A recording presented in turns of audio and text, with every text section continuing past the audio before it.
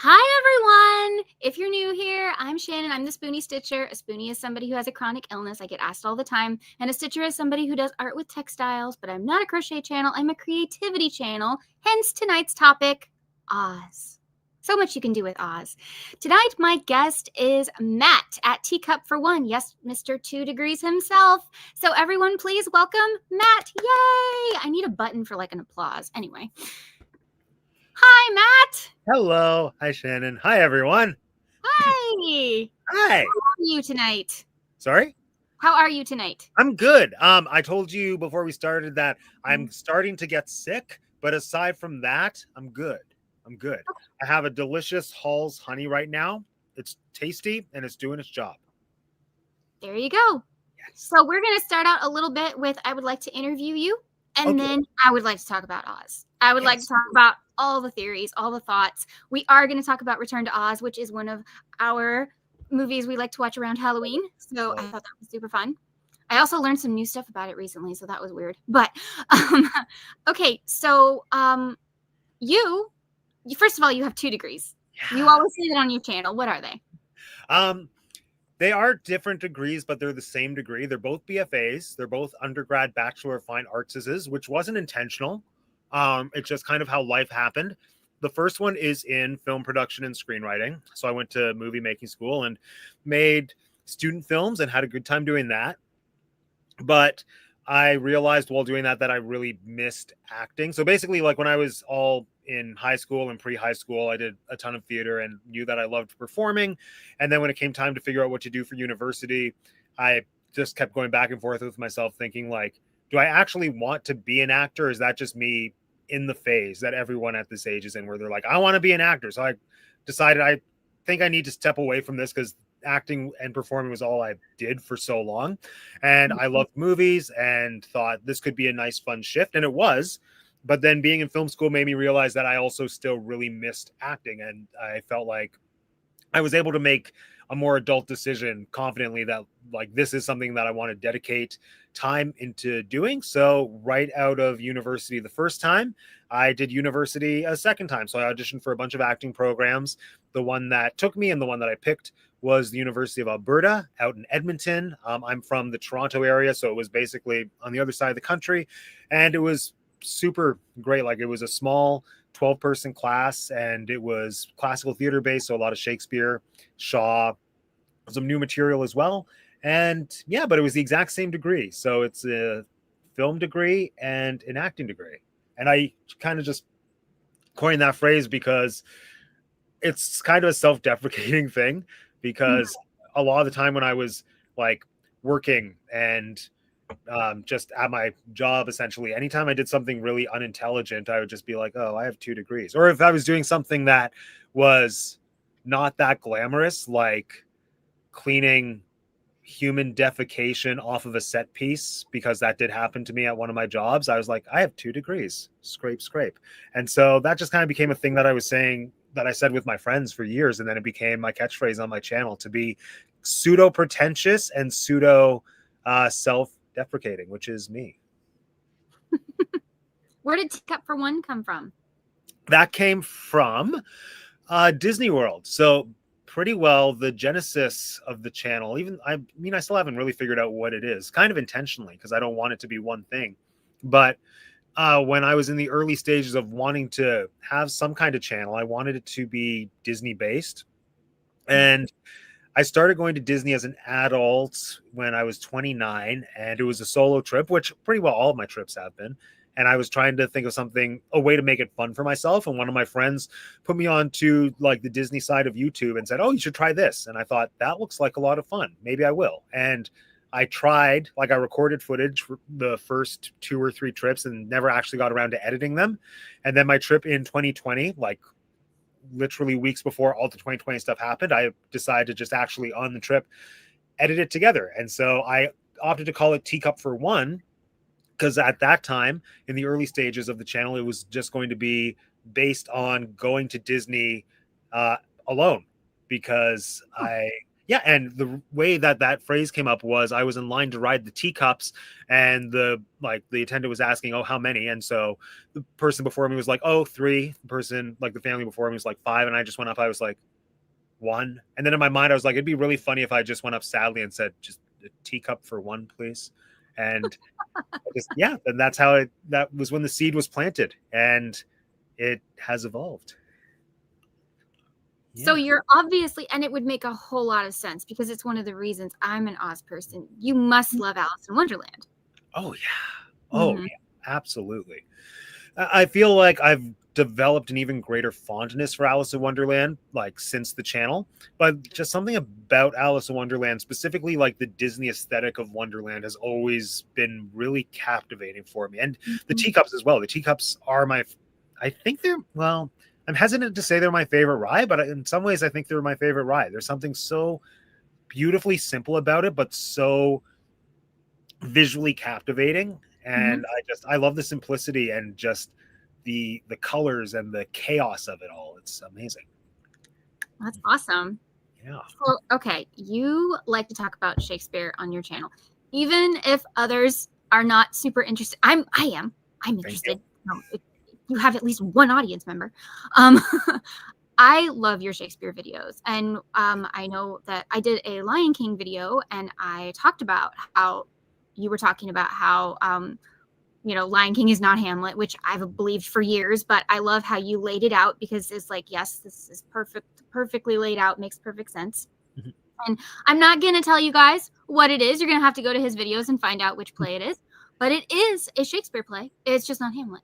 Right. But I was trying to get people to watch, your Shakespeare stuff because I find it fascinating. But I mean, I was a theater kid, so.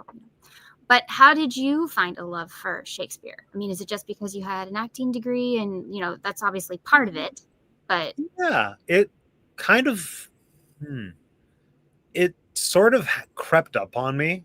I wasn't that interested in Shakespeare in high school. And I found it not disinteresting and not necessarily boring in English class, but just I don't know. I felt like I had a harder time understanding it than other people in my class. And we did one Shakespeare play as like our spring play while I was in high school. We did Midsummer, and I just fell in love with it right away. And I also like Midsummer has always been a unique one for me because even before I was really into Shakespeare, just reading it, I found it so captivating because it's a bit more accessible and the language is really, it's beautiful but easier. So Midsummer was kind of my first in. And then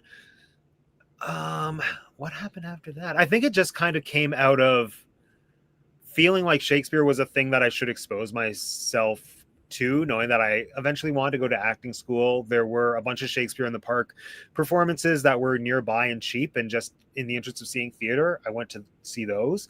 And it was, yeah, I'm not even sure how it happened. Just when I was in acting school, it was always around, and then I slowly started to develop this love and this interest in it, where I think for me performing it made a big difference. And then as an actor, I recognized, oh, it's a fly.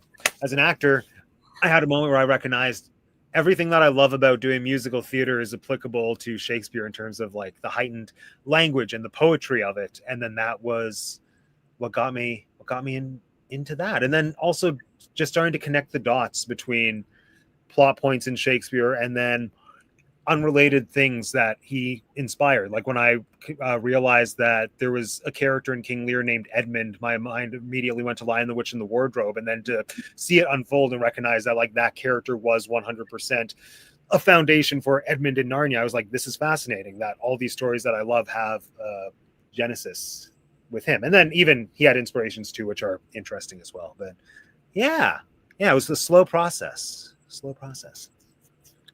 So this might seem like a silly question because, I mean, how do any of us really? But how did you get into Disney? I don't know. Disney has always been there. Mm-hmm. It wasn't like Shakespeare. It didn't take a long time for me to warm into it. Just as long as I can remember, there was always Disney. There were always the Disney clamshell VHSs. And those were just, that was entertainment growing up. It was music. It was movies. It was just fun, delightful characters. And yeah. And then it eventually hit a point where Disney movies were no longer nostalgia. And I started to clock into just how legitimately good they were. And again, kind of like Shakespeare, I started to connect to how they were the byproducts of like, I don't want to say bigger, but like other things like Mhm. um Rogers and Hammerstein pseudo influencing Beauty and the Beast, and the musical stylings there. And yeah, it was, yeah, Disney's just always been there. And then plus I went to Disney World a bunch as a kid, which I was very fortunate to get to do that. And so it was, Disney was just always there, and I never got tired of it. Yeah. Mm-hmm. Okay. So you are a classic film buff like me. Yeah. I love the classics. And how did you get into classic film? Were you just raised in it?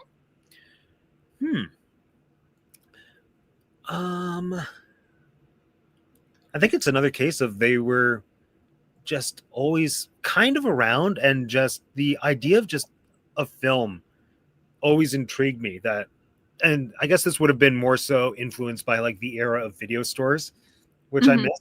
No, I miss. Just yeah, just being able to go to a place and have, and also like pre-internet as well, having to just discover things. And Mhm. so I think my interest in classic film just came about from like watching compilations, like the AFI lists of like 100 greatest films, and then seeing them like talk about a movie for maybe 5 minutes I had never heard of, and then just thinking that sounds fascinating, I want to watch it, and then going and finding it. Also, probably things like Great Movie Ride, to bring it back to Disney. Just reputations of certain classic films couldn't escape me, and so I eventually just opted to seek them out and find them. And I mean, some classic films are really boring, but the ones that are good are so good. Mm-hmm. Yeah. Well, my favorite director is Alfred Hitchcock, and you're spending a lot of time on Hitchcock this month on your we channel. we are, well, we're paused now. It was going to be a whole month of Hitchcock, then something, a life thing happened. I'm now going to BC to do a show, so I Oh. had, yes, it's exciting, but I had to pause Hitchcock, unfortunately. Not well, I'm excited to go to BC, but we're going to pick it up again in January. But we had a good start, so we did Rear Window and Vertigo. There are so many movies that I want to like dive into and revisit or see for the first time, like 39 Steps, which somehow I've never seen. Oh, Oh, you're in for a treat. I know. I'm so It's a good excited. one. It's a good one. Mm-hmm. Yeah, I did. So one of the things I do on my channel, apparently this is now a thing. I guess we're doing it every year. It's called Decade Divas. Uh, we do it, and you make a project based on a certain decade. And last year we did it a little differently. We had people hosting different decades. Oh, And nice. I hosted the 1950s, and of course I could go, Bobby Socks or Poodle Skirt, Grease, that kind of thing. But I chose Rear Window because that's my favorite Hitchcock film. And I decided to talk about how one of the reasons that Hitchcock is just so amazing. I swear we'll get to Oz, guys. Hold on. I love that Hitchcock was such a meticulous director. I've read his biography. I think he is fascinating. And I love that he literally thought about down to what is sitting on an end table, how it affects the plot. Just genius. So I love your lives you do with your friends, and they all talk about different aspects they like, which is so interesting. And I'm really bad during lives. I know we're supposed to like interact, and I'm so bad because I'm just like fascinated. Yeah, I'm really bad at lives. So people who are not, I'm bad at engaging with comments and lives too. Don't worry. Because I'm same thing. I'm always just like so engaged in what everyone else is saying, and then people will like drop things in the comments. I'm like, oh, that's so good, but I don't want to interrupt Jeanette. Jeanette, keep talking. Mm-hmm. Yeah. So, do you have anything on the channel that you would like to tell people is coming up, or anything that's? I've been working on a Dorothy history video for almost a year. We'll see if it gets out. It took so long to research even the first chunk of it, and eventually, like the first chunk of it's written. Now that I do have like a deadline for when I'm leaving for my contract in BC, I want to try very hard to get as much work done on it as possible. I mean, I might just end up recording it and editing it in BC when I have some downtime there, but I want that video out before Wicked comes out, before For Good comes out. That's a tight deadline. I know. But last year, and I know it's doable because I did it last year. Like last year, my History of Glinda video, again, took months and months to do because I just had no immediate timeline. I wanted to release in like April, and it ended up coming out just about a month or so before Wicked came out. But then it just like latched onto the SEO in such a way that it brought so many new people to my channel, and like the views hit a place that no video on my channel ever had and kind of still hasn't. So in seeing that, I thought, okay, I should probably try to ride these coattails and do one for Alphaba. And somehow, even though I was even busier last year than I will be this year, I was somehow able to make it happen and get it released. So I know it's possible. So maybe I can make it happen. We'll see. I loved those videos. Now I can't wait for the Dorothy one, but yeah, I understand. I do Film Friday on my channel, and yeah, research for videos is legit. It's a lot. It takes so long. Like when I started my channel, the videos were really short. They were like 12 minutes, and then that was a good length. And then I just started getting more interested in the things that I was talking about and wanting to get more in depth with them. And now those types of videos take so much longer to produce because I want to share all the cool facts, but I need to learn all the facts first. Mm-hmm. Yeah. And then there's like so many movies that you want to do, but you're like, okay, you have to stick to a deadline. And yeah, but hopefully History of Dorothy will come out sometime this year. So that's the main one. I also have been wanting to do like a history of Madame Leota from Haunted Mansion for a long time. So I have a bunch of notes, and I've been writing that one for also well over a year, just touching on a lot of different things like the history of crystal balls and scrying, and then also the witch trials, as well as spiritualism and like seances, real and fake. Like there's just so much fascinating stuff there that I like. For me to do that type of video, I want to talk about all of it, but it also means learning about all of it. Oh, someone says we have our fingers and broomsticks crossed for you. Thank you. Oh, Hope, it's !spoon if you want to share your channel. Not Spoonie, just Spoon. Because people couldn't spell Spoonie, so I just changed it to Spoon. Yeah. Okay. Okay, so big question.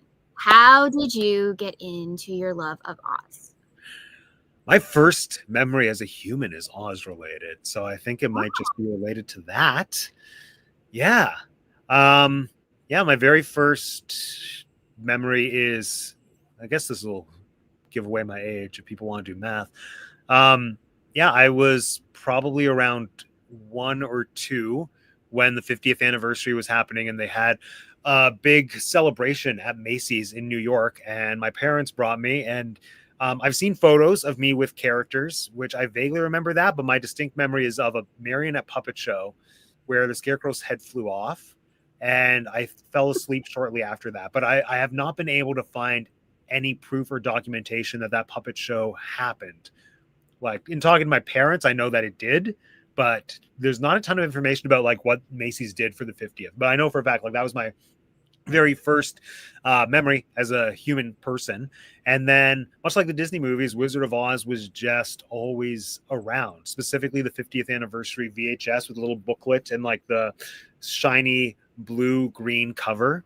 And it was always on, and somehow it persevered for me.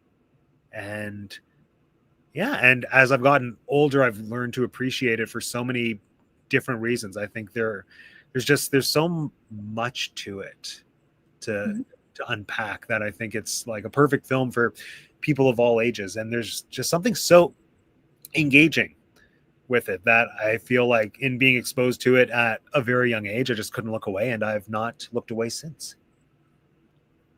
Okay. Yeah. So, I guess I'm trying to phrase it just right, but I guess my question would be, what made Oz so important to you? Like, clearly you have a passion for it, and if it's crazy personal, you don't have to share. I was just wondering. I actually don't know. I Oh. don't know. It's not any one thing.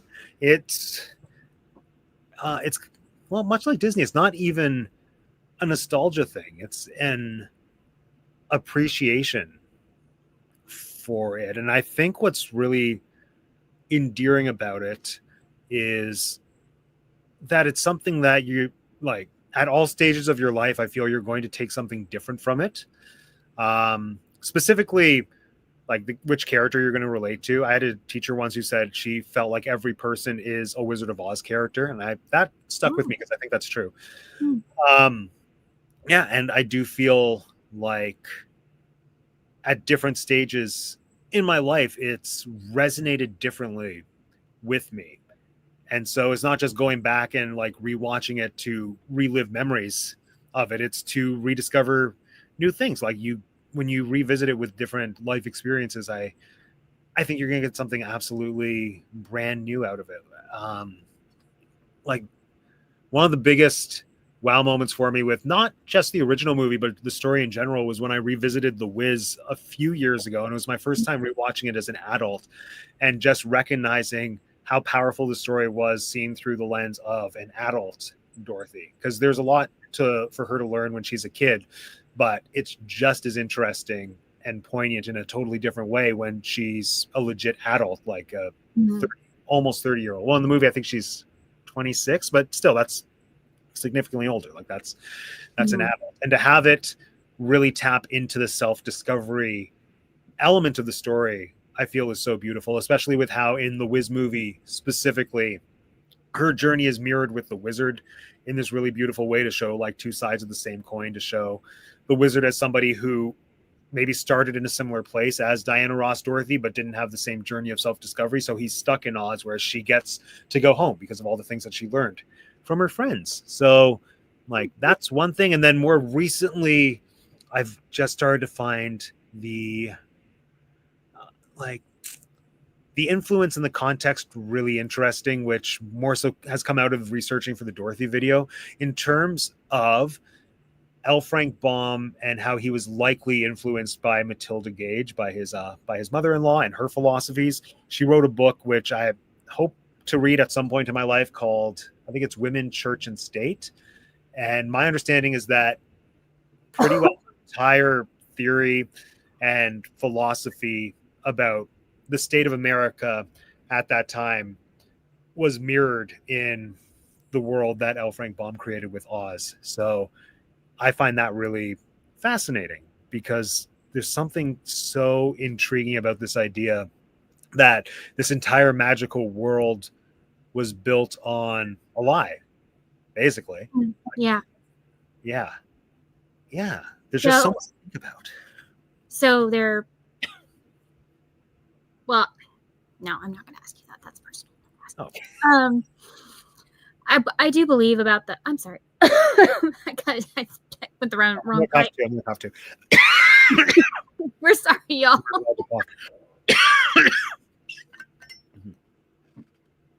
Oh, isn't this going to be interesting? Okay. I got the wrong pipe. Ugh. Anyway. Yeah, I completely believe about the characters and like somebody feel, you identify with certain characters or certain aspects of characters.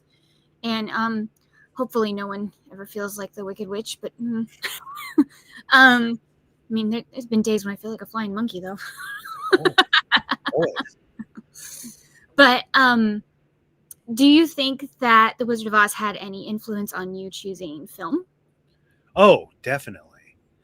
Like when I applied for film school, we had to write an essay on like what we considered a great film sequence, and I did the Cyclone sequence. I broke that down. I can't remember exactly what I said.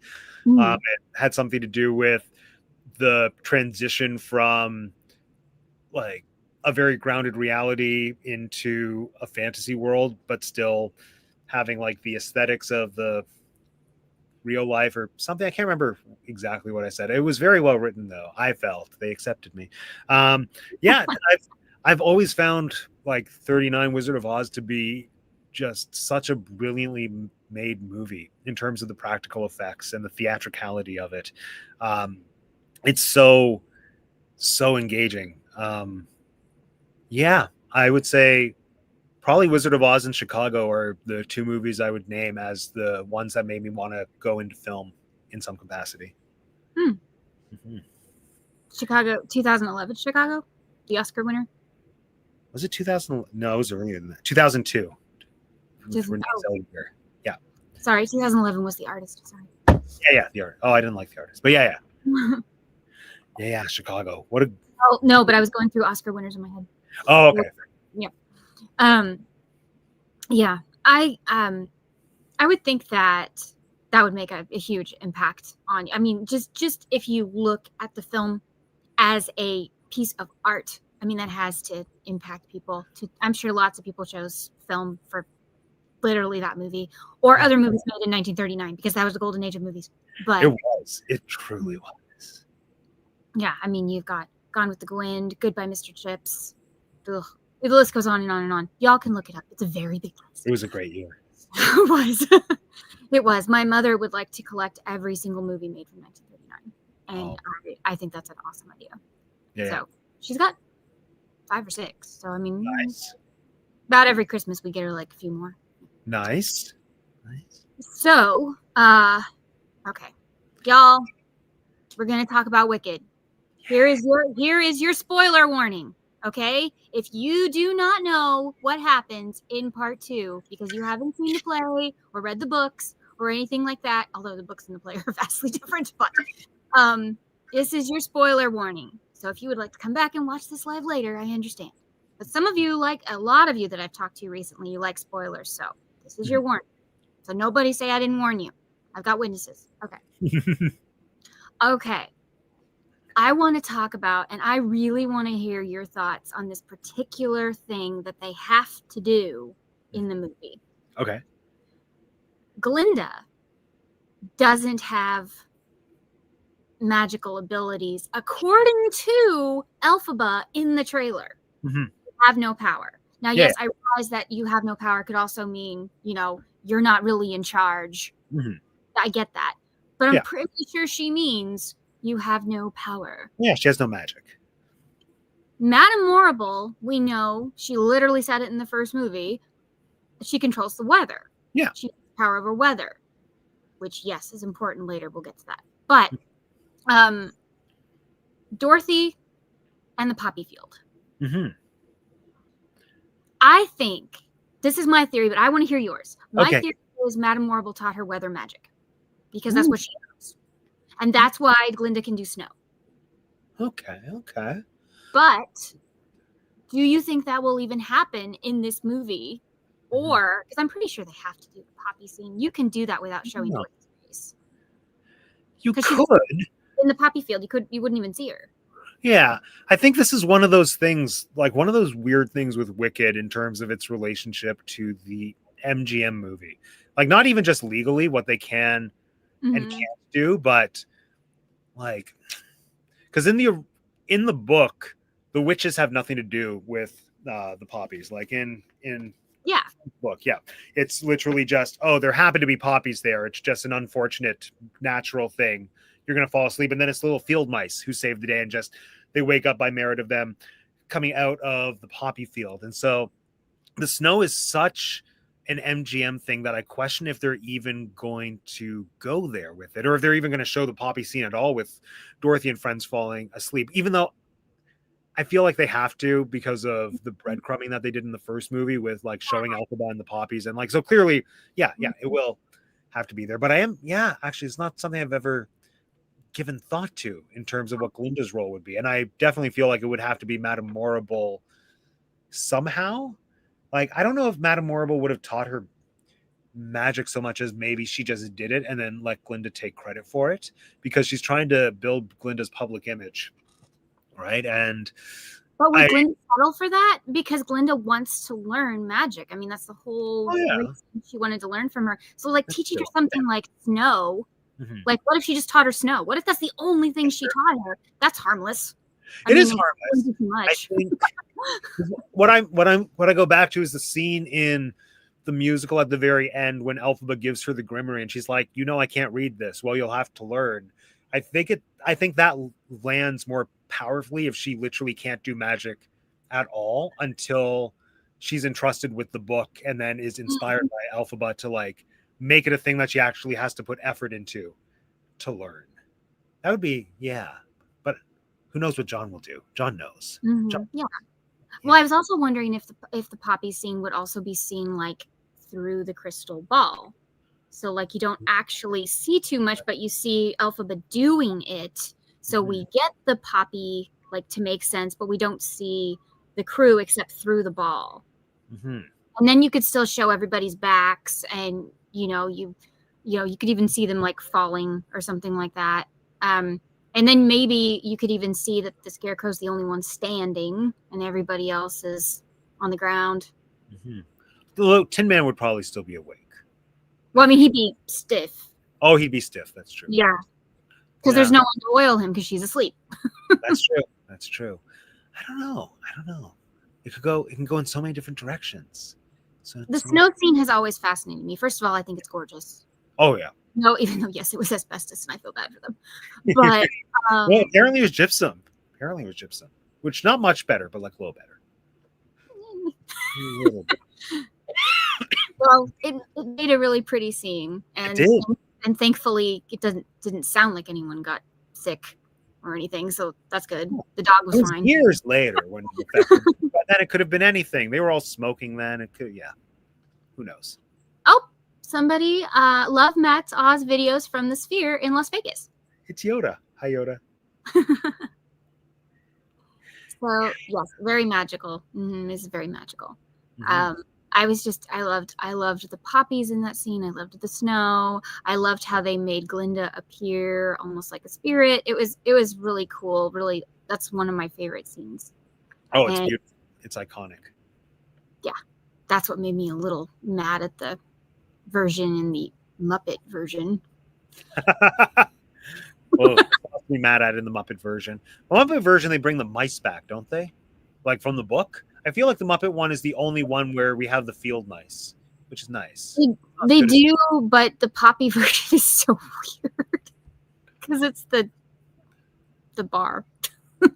Oh, is it? Yeah. I don't remember how they do the poppies. I just remember the mice.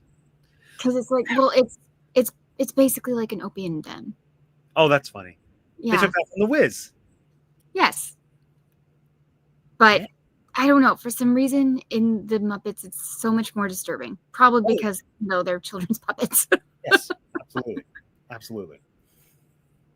You watch it every Christmas, even though it's not a holiday movie. I don't know about that. I could see it as a holiday movie. I mean, you've got green and red. Exactly. All the Christmas colors. Yeah, I think it's one of those holiday movies in terms of, even though it's not super Christmassy, it's a movie that probably a lot of families have shared memories around. So I think it's a holiday movie in that way. Like Sound of Music, I think is a holiday movie for a lot of people. Not me, but for that same reason. Yeah, I believe, I have to go back to my video I made last year. I believe, though, that it was Halloween night is when they showed the televised one of the televised versions of Wizard of Oz, and it crushed the monsters. Absolutely crushed the monsters. And so that was really sad. And so so I guess it kind of is a holiday movie.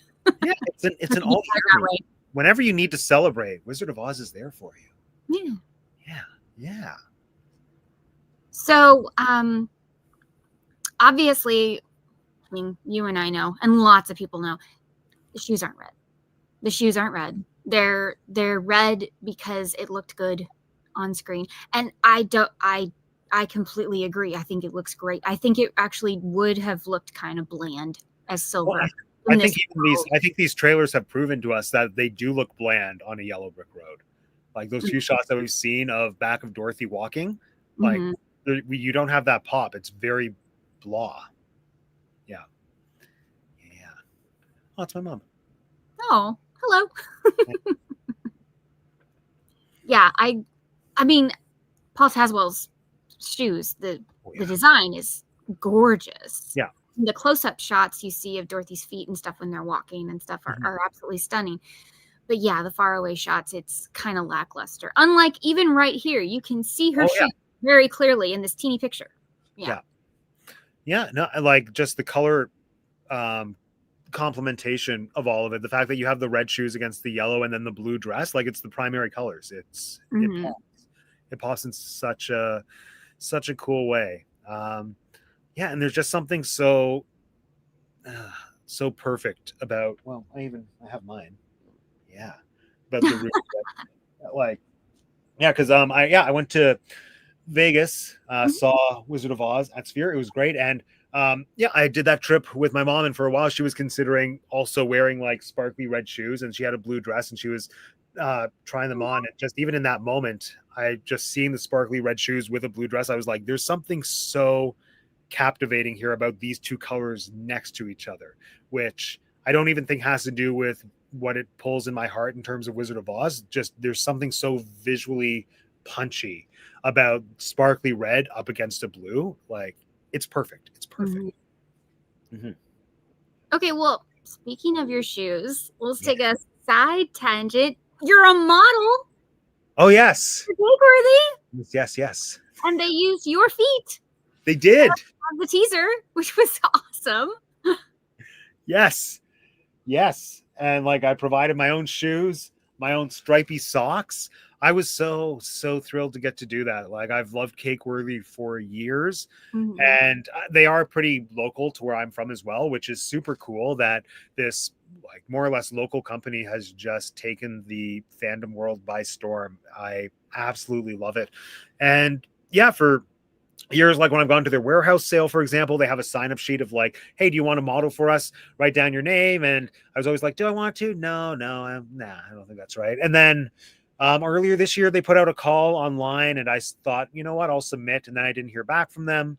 And then they put out another call about a month or so ago and specifically said we're looking for male models. And I thought, okay, well, that could be fun. And in my mind, actually, my thought process was, and I don't know actually what their plans are, if there is going to be another Wicked line or not, but I just knew that we were moving into the like quarter of the year where Wicked was coming up, and knowing that they had a Wicked line last year, I thought this might be for something Wicked aligned. So I'm going to email them. And then in my email, I specifically said, I love Disney, Wizard of Oz, and Wicked. And if there's anything that aligns with those, I would be so up for being a part of it. And then they got back to me and said, well, we're literally shooting for Disney and Wizard of Oz, so come join us. And then I was like, what about Wicked? But it wasn't Wicked. But Wizard of Oz, I didn't expect it to be Wizard of Oz. That was the thing. I threw in Wizard of Oz just as like a precursor, thinking that it was going to be a Wicked shoot that they were doing. But lo and behold, they had a whole Wizard of Oz line planned, and it was so cool. And I had my shoes already ordered because I knew I wanted to wear them to Sphere. And they told us what to bring in terms of basic clothing items, like just jeans and a white shirt and a black shirt. And they said any other accessories you think might work. So I just brought my shoes and was like, can we use these? And then they became the teaser. And it was so fun. Awesome. Yeah. Congratulations. Thank you. And the collection is just so cool. It is. I don't actually own any of those things. I wore them, but I don't have them. So now I need to go buy them. They should give I want that jacket. Something. Sorry? They should give you a discount or something. I know, right? But no, they're worth paying full price for. Like that jacket is beautiful. So yeah, I want to try to visit the Cakeworthy store before I go out to BC just to get my hands on that jacket, because I know it's going to sell out because it's so good. Is that the black one with the flying monkey? Yes, it's so good. That's cool. Yes, yeah. And I've discovered that like when Cakeworthy stuff sells out, you don't get it. Like it is literally gone. I've wanted the Wicked Witch flannel for so long, and I didn't get it because in my mind I was like, oh, they'll just make more and I can get it at a discount, and neither of those things happened. So I learned my lesson. I was so excited. They I think it was 2 releases before this one. They did the Monsters Inc. line, and Monsters Inc. is my favorite Pixar movie of all time. But I was so disappointed when the back of the flannels, they didn't have the words. They had faces. Oh yeah. Yeah, they have started to do faces. I love the words. Me too. Like, who doesn't want an iconic quote on there? Right. The Coraline one had the one about, is that any way to speak to your mother? Like, oh, yes, of course that's the one you need. And so I was thinking, like, we scare because we care. Oh yeah, that would be so good. Actually, the reason I didn't initially get the Wicked Witch flannel was because I didn't love the quote. It was, "I'll get you, my pretty," and I wanted to say like, "Fly, my pretties, fly," because I love the flying monkeys. But I was too picky, and I learned my lesson. I suffered for it. Yeah, it's okay. I'm sorry. It's all good. Yeah. I have that. I should have worn it, but I really wanted to wear this. I have the unlimited where it's split in half. And it's nice. Yeah. I've worn it on this film before, and I will again because Wicked season is coming. Of course. But, yeah, my friend got me that for Christmas last year, so that was pretty exciting. That was my first piece of Cakeworthy ever, and I've loved Cakeworthy just looking at their stuff for years. So. Oh, I have so many cool things from Cake. Oh, I'm wearing my Cakeworthy original. Oh, nice, Margaret Hamilton. Yeah, Margaret Hamilton. Did you notice her face in the clouds? So, oh yes, I love that. That was such a good touch. Yes. That was awesome. We love Margaret. I love Margaret. I think it's. I would be able to defend the case that it's the best film performance of all time. I don't know if I believe that, but I think I could defend that. And a part of me does believe it. Part of me. Yeah. I'm a diehard Vincent Price fan. And I think he is one of the greatest actors, if not the greatest actor ever. Nice. Also, he should always wear a dressing gown and an ascot. That's just yes, oh my gosh, the voice, the laugh, everything. Except I don't love when he does Southern accents, but that's a personal thing. I'm from the South, so it's like, but yeah. Anyway, yeah, she was amazing. I loved her as the Wicked Witch, but I also really love her as Mrs. Frump on Addams Family when she was Morticia's mom. I've not seen that. I need to investigate that. That would be amazing. What? She's in several episodes of the 1960s Addams Family. I'm a huge Addams nerd. I've seen every version. Morticia's like, my other half. So I love the icon. Yes. Yes. And she was the best. No offense to Joanna Lumley, she's lovely, but she is the best Mrs. Frump out there. Margaret Hamilton was perfect casting. This is what I've found when I watch Margaret Hamilton in things that aren't Wizard of Oz. Well, I think this is mostly when she's older. Mm-hmm. It's just not as good. Like, I guess I'm thinking specifically when she's like revisiting the Wicked Witch, like in her Sesame Street appearance and with Mr. Rogers. It's just, it almost feels like it's a totally different person. Like, she's not fully committing to it the way that she did in the movie. And just such a transformative performance in a way that I feel very few actors achieve in their career. Like, I think Rachel McAdams did it with Regina George. Speaking of, it's Mean Girls Day. Oh yeah, it is. It's October. But yeah, I just like her in that one role in that one movie is just perfection. Like, I'd be curious to see what else she did in that era, like pre Wizard of Oz, and then also Addams Family, because much like actually almost everyone in that movie, I haven't really seen them in anything else. I've not. Ray Bolger, really? I saw him in Babes in Toyland, and that's it. Judy Garland, and this shocks almost everybody, I really haven't seen any Judy Garland movies outside of Oz. I've seen A Star Is Born, and that's it.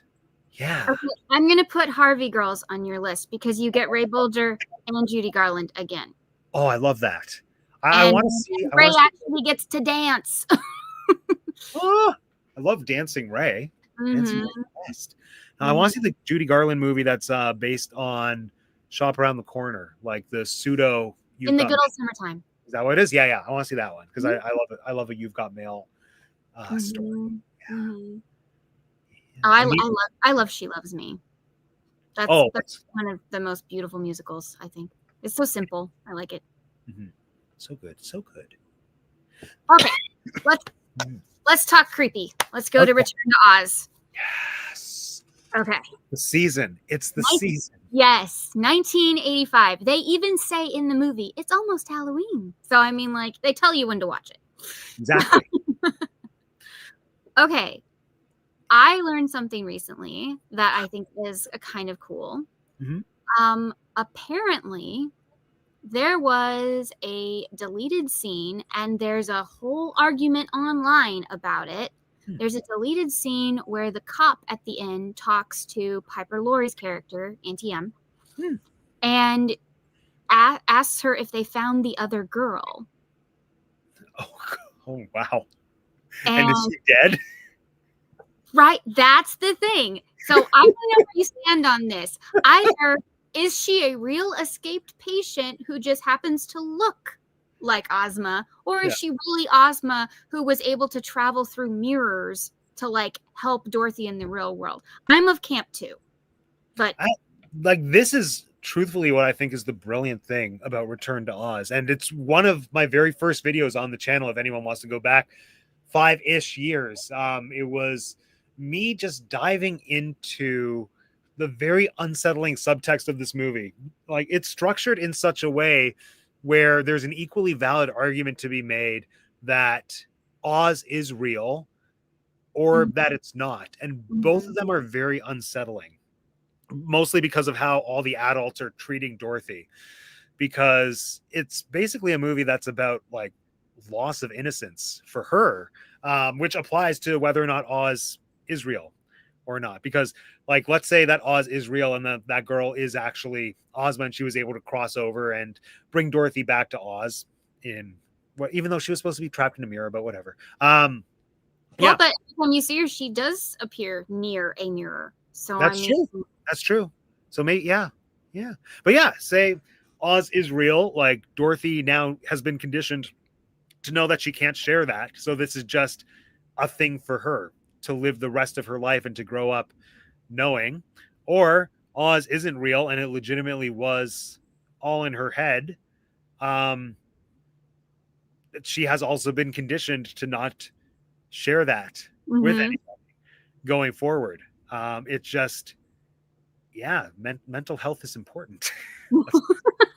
That's the point of Return to Oz. Yes, and it messed her up so badly she grew up and became the girl in the craft. But anyway, exactly. I went nuts. But okay, well, for those who are unaware, Return to Oz was a film in 1985 that was made by Disney. So good. Unfortunately, Disney got their hands on it, but yeah, it feels like a Jim Henson movie. It absolutely has Dark Crystal Labyrinth vibes to me, and that we'll talk about it in a second, but actually it kind of makes sense that it feels like Jim Henson because a Henson was involved.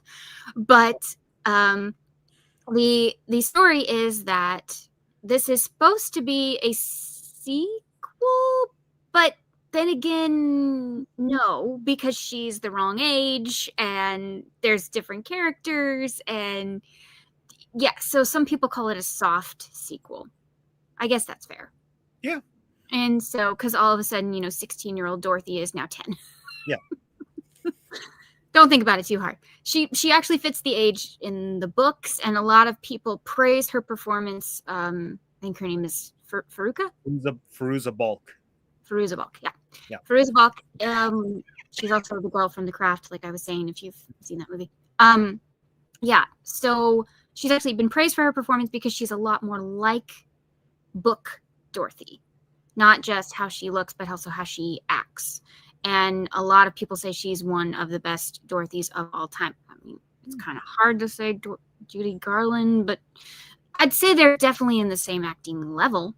Yeah. I'd definitely say they're pretty even for the most part. So anyway, it's a story where Dorothy can't sleep. And I'm just going to give it away just so you guys know what we're talking about, okay? So Dorothy can't sleep, and so her aunt and uncle decide that it's a really good idea to take her to basically an insane asylum and let her go through electroshock therapy, which, by the way, is something that really happened during that time period to people, especially kids. So and it's experimental. It's in the early stages of shock therapy. Yeah. Not that it was ever good, but I feel like it was even riskier then when this movie takes takes place. Right. Because, I mean, he talks about that, like, in the next year it will be 1900. So, I mean, we're still in the 1800s here, people. Everything's experimental. And anyways, they meet this doctor and his nurse and their lab assistant. And nobody ever talks about the lab assistant, but I definitely want to, because nobody ever mentions him in any breakdowns or anything. You'll see the poor little lab assistant just gets pushed to the side, and I actually think he's kind of important. But anyway, Dorothy is strapped down to a bed, and they're about to do electroshock therapy, and all of a sudden the power goes out, and a little girl helps her escape. And you don't see the little girl again, but Dorothy escapes with a chicken, not Toto, and named Belina, and they escape back to Oz, and they realize they're in Oz. And they have to go against the evil Gnome King and Mombi, which I really want to talk about Mombi because she isn't Mombi, but anyway. So yeah, that's basically the plot. Now you're caught up if you've never seen it. It is on Disney Plus. There you go. Okay. First of all, everyone, just like the MGM, which is not a thing that happens in the book, but just like MGM, people from Dorothy's life appear in Oz as other characters. So this one, the doctor, the nurse, and the lab assistant all appear as other people. And I love, love, love, love the touch of the nurse's dress at her dress in the real world. Mm-hmm. Because it totally reminds you of the Wicked Witch's dress. I actually never thought of that. Really? Oh, that was one of the first things I was like, yeah, that's nice. Yeah. She's not going to be a nice person. I mean, also, I mean, she's also kind of dressed up like a Miss Minchin character, or, you know, a character from Secret Garden, you know, what's her face? So, I mean, yeah, she's got the high up bun, the tight collar.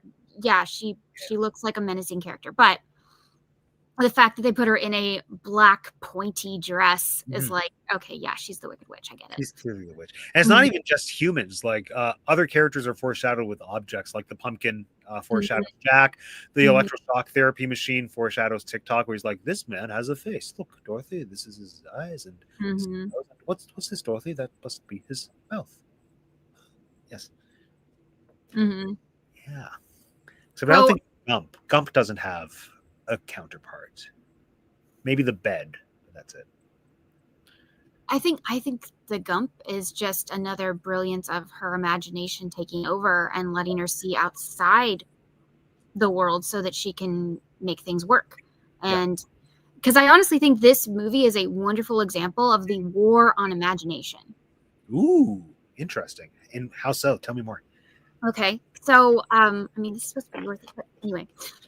My thing is that, I mean, literally she goes to the doctor, and the doctor wants to erase all her creative thoughts and everything because he sees them as inferior and not even crazy. He just sees it as immaterial, and we don't need this. You know, we have technology, and he's so, I mean, his little speech about, you know, we're coming into a new age and stuff like that. I mean, yay. I mean, I'm glad we have lights, but dude, you're obsessed. You're obsessed. Yeah.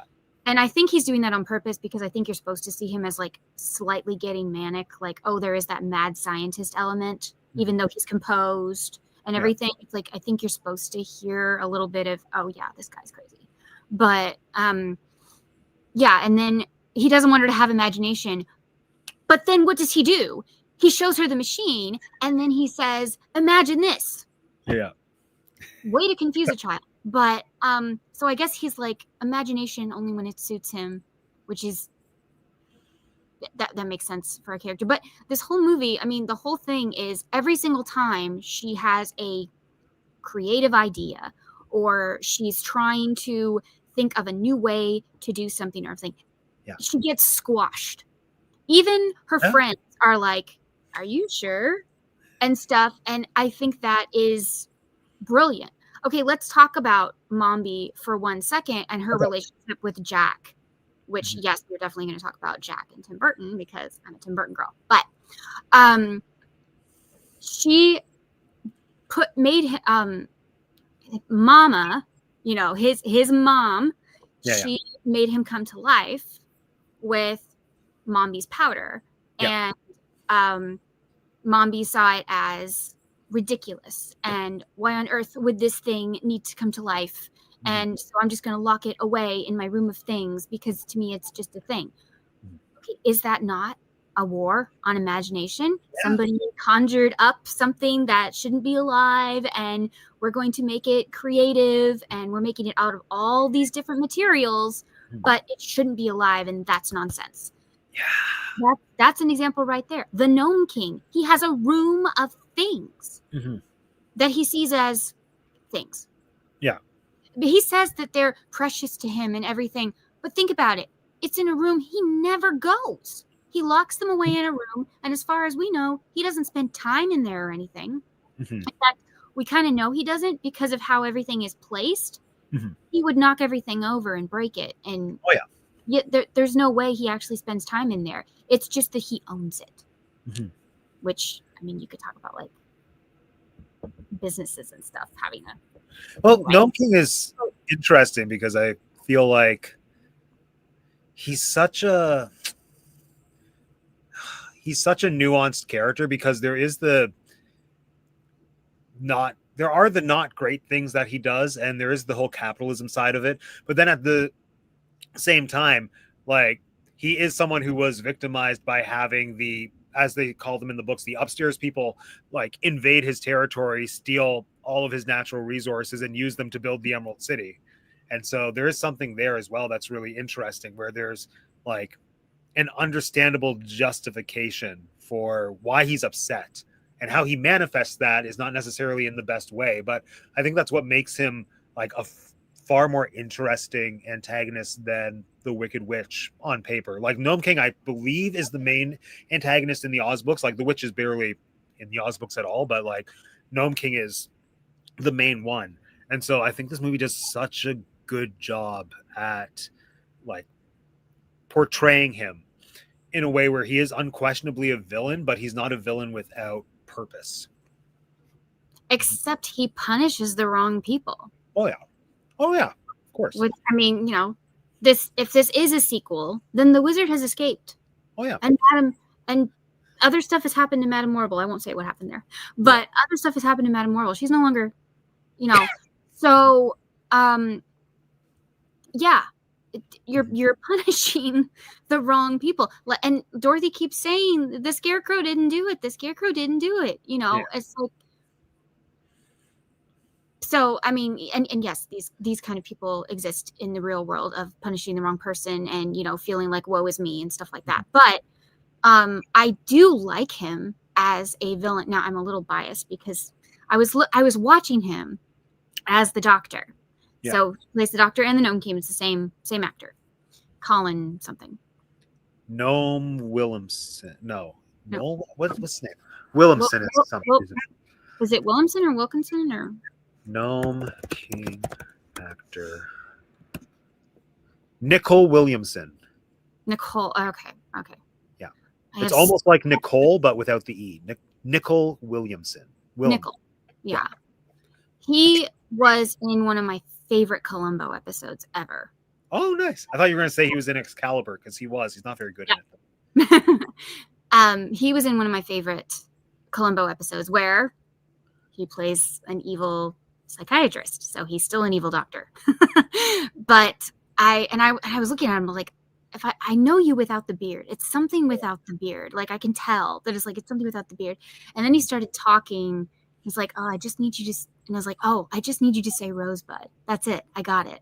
So if you've never seen, because you're a classic movie fan, if you have never seen that episode of Columbo, you can watch Columbo just like one-off. It's a show about a detective, but that particular episode, there are so many things from classic movies that are like little moments in that, and Rosebud is one of them, Citizen Kane.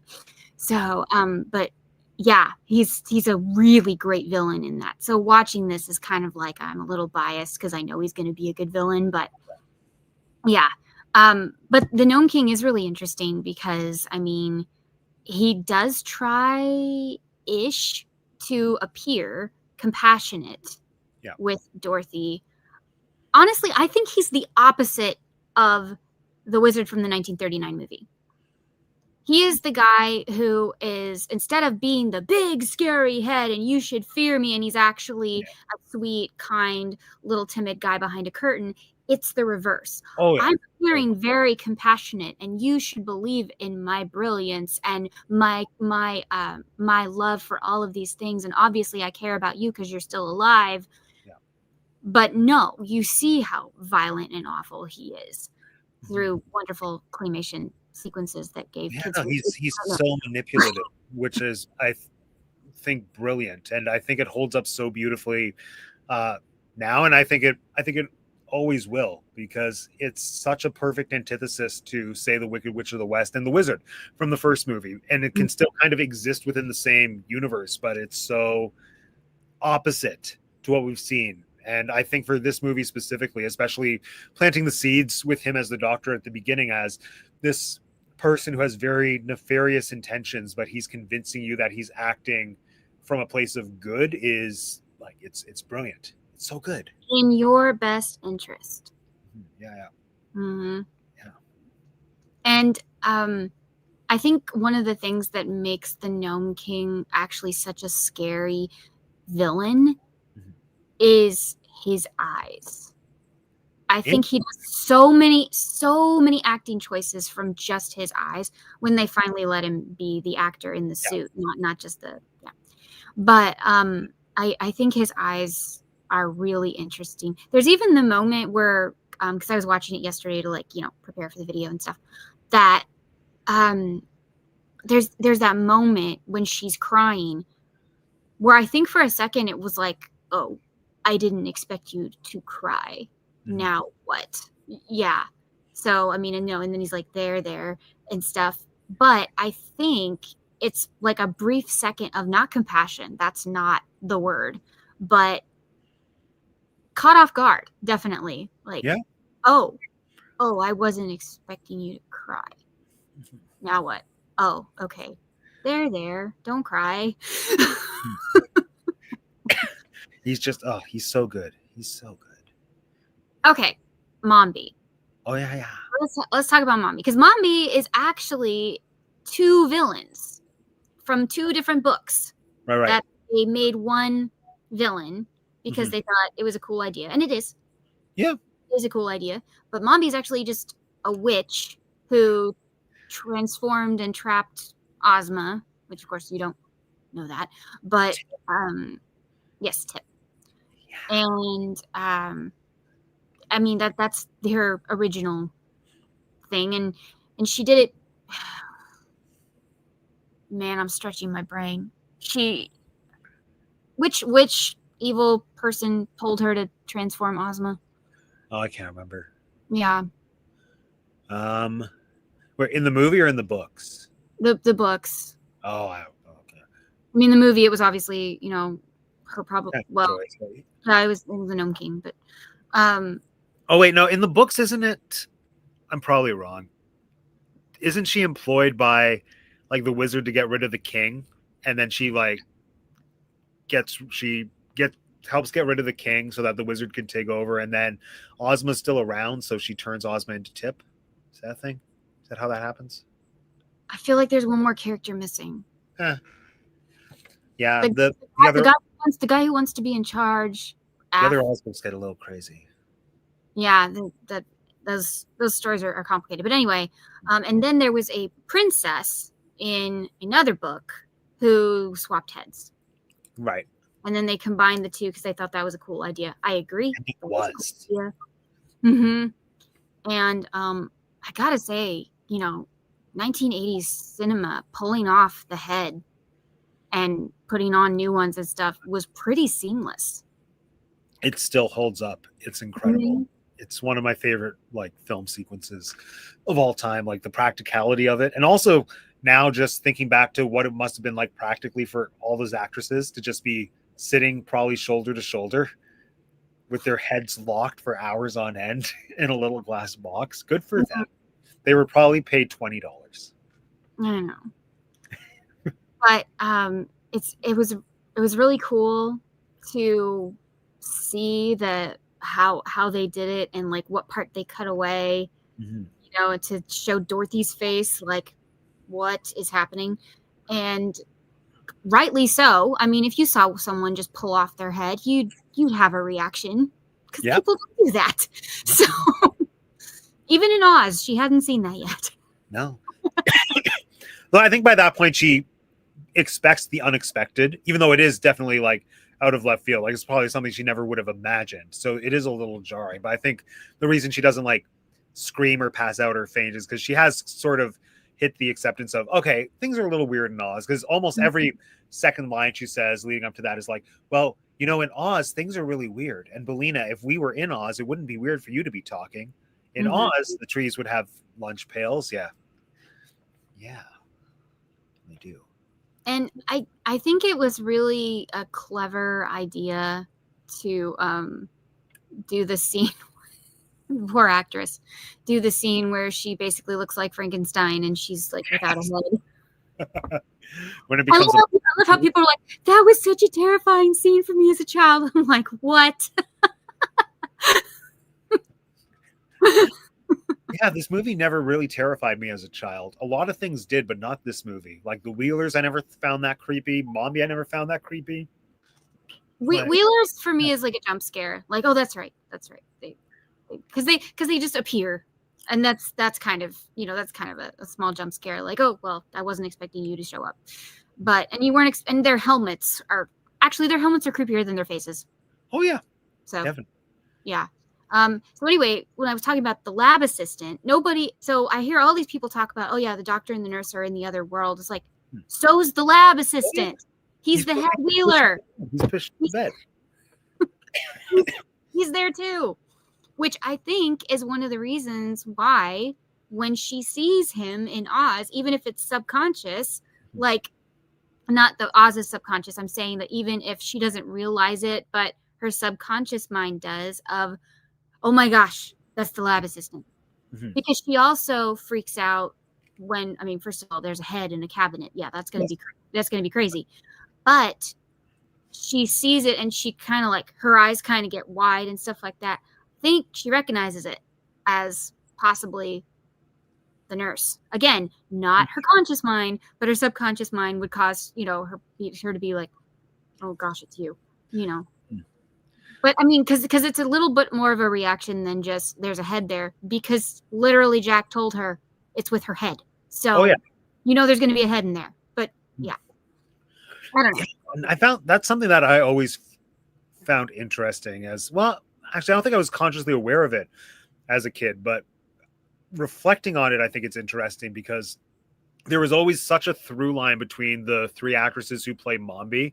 And I guess I was just so invested in it that I never questioned it was a different character, just because they're so consistent with the vibes. And then when she actually showed up as the lady, as like, what's her name? Jean Smart? Is that her? No, that's a different that's Charlene from Designing Women. Oh, that's true. Okay. Wait, I need to, before I continue, I need to see who played the nurse. Return to Oz. Mombi. Jean Marsh. Jean Marsh. I knew it was a Jean. Yeah. Yeah. When she showed up as Jean Marsh, like I recognize now that it's meant to be a pseudo reveal, like the way that they show her head and the way, like when she bursts through the doors attached to the body for the first time, it's like, oh my gosh, it's the nurse. And I never had that, oh my gosh, it's the nurse moment as a kid, just because the movie does such a good job at establishing Mombi is Mombi. Like the vibes extend beyond the physical head, as it were, but like the just the whole movie is so well crafted. Yeah.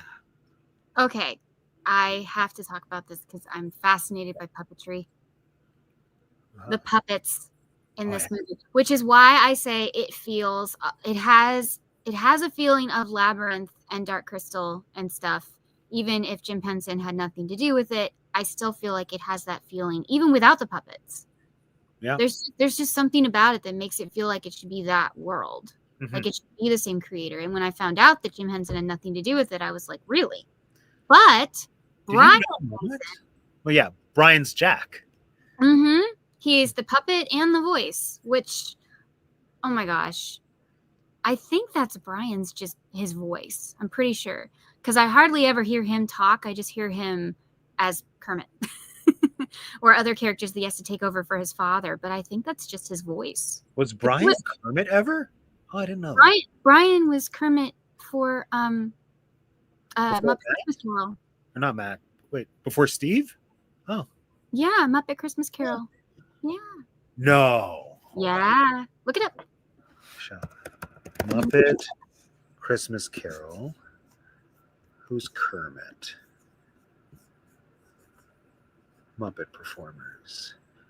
No, it's Steve. Muppet Christmas Carol. Steve. What? Was Kermit. Was Brian the producer? Brian directed Muppet Christmas Carol. Who was the producer? Who did produce it?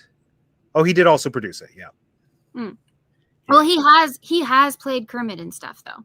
I believe that. I definitely believe that. And you can hear a lot of him and his dad having similar sounding voices and stuff. And so, but he being Jack and stuff, I believe that was his first movie like acting job ever.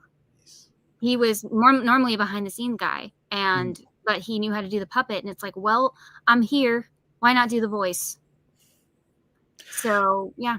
And Brian I thought it was have a track record of like hitting it out of the park his first time, and then he doesn't have to do the thing again. Like, I can't think of any performance post Jack that he did that was memorable, or even one that exists. And Muppet Christmas Carol, I think, is a perfectly directed movie, and I don't think anything he really directed after that was perfect or good. So he's just really good at doing something perfect once, and then he's done. And he's done. Yeah, what else did Brian direct? Hold on. I know he did that not Muppet adult puppetry movie a few years ago. Happy Time Murders, that's the one. Oh, did he direct Elmo and Grouchland? Because that was no, he produced it. He produced it. Because he took over the company. Oh, he directed Muppet Treasure Island. Okay, that's also perfect. Oh, that movie is so good. Yeah. Oh, but that's it. No, he's only directed those two movies plus Happy Time Murders. So yeah, he does something perfect once, and then he knows he doesn't have to prove himself anymore. So well, he owns the company. He can do whatever he wants. Sure. But I watched some of the like how Jack moves and stuff, and it was really. Did they have sticks? He's like, on the ground on like almost a skateboard, and he's moving different pieces like this, but he's got pieces attached to his knees, pieces attached to his hands. Can you imagine doing that for hours? No, I don't want to. I'm glad Brian did it. On top of, oh yeah, no, I got to, and then he's got the little piece of microphone, and he's, also doing a voice. I'm thinking, why couldn't he go to a sound booth, even in the 80s? Why couldn't he like record his voice separately just for his own like sanity? I assumed that was how they did it. I didn't realize it was done live. That's even more impressive.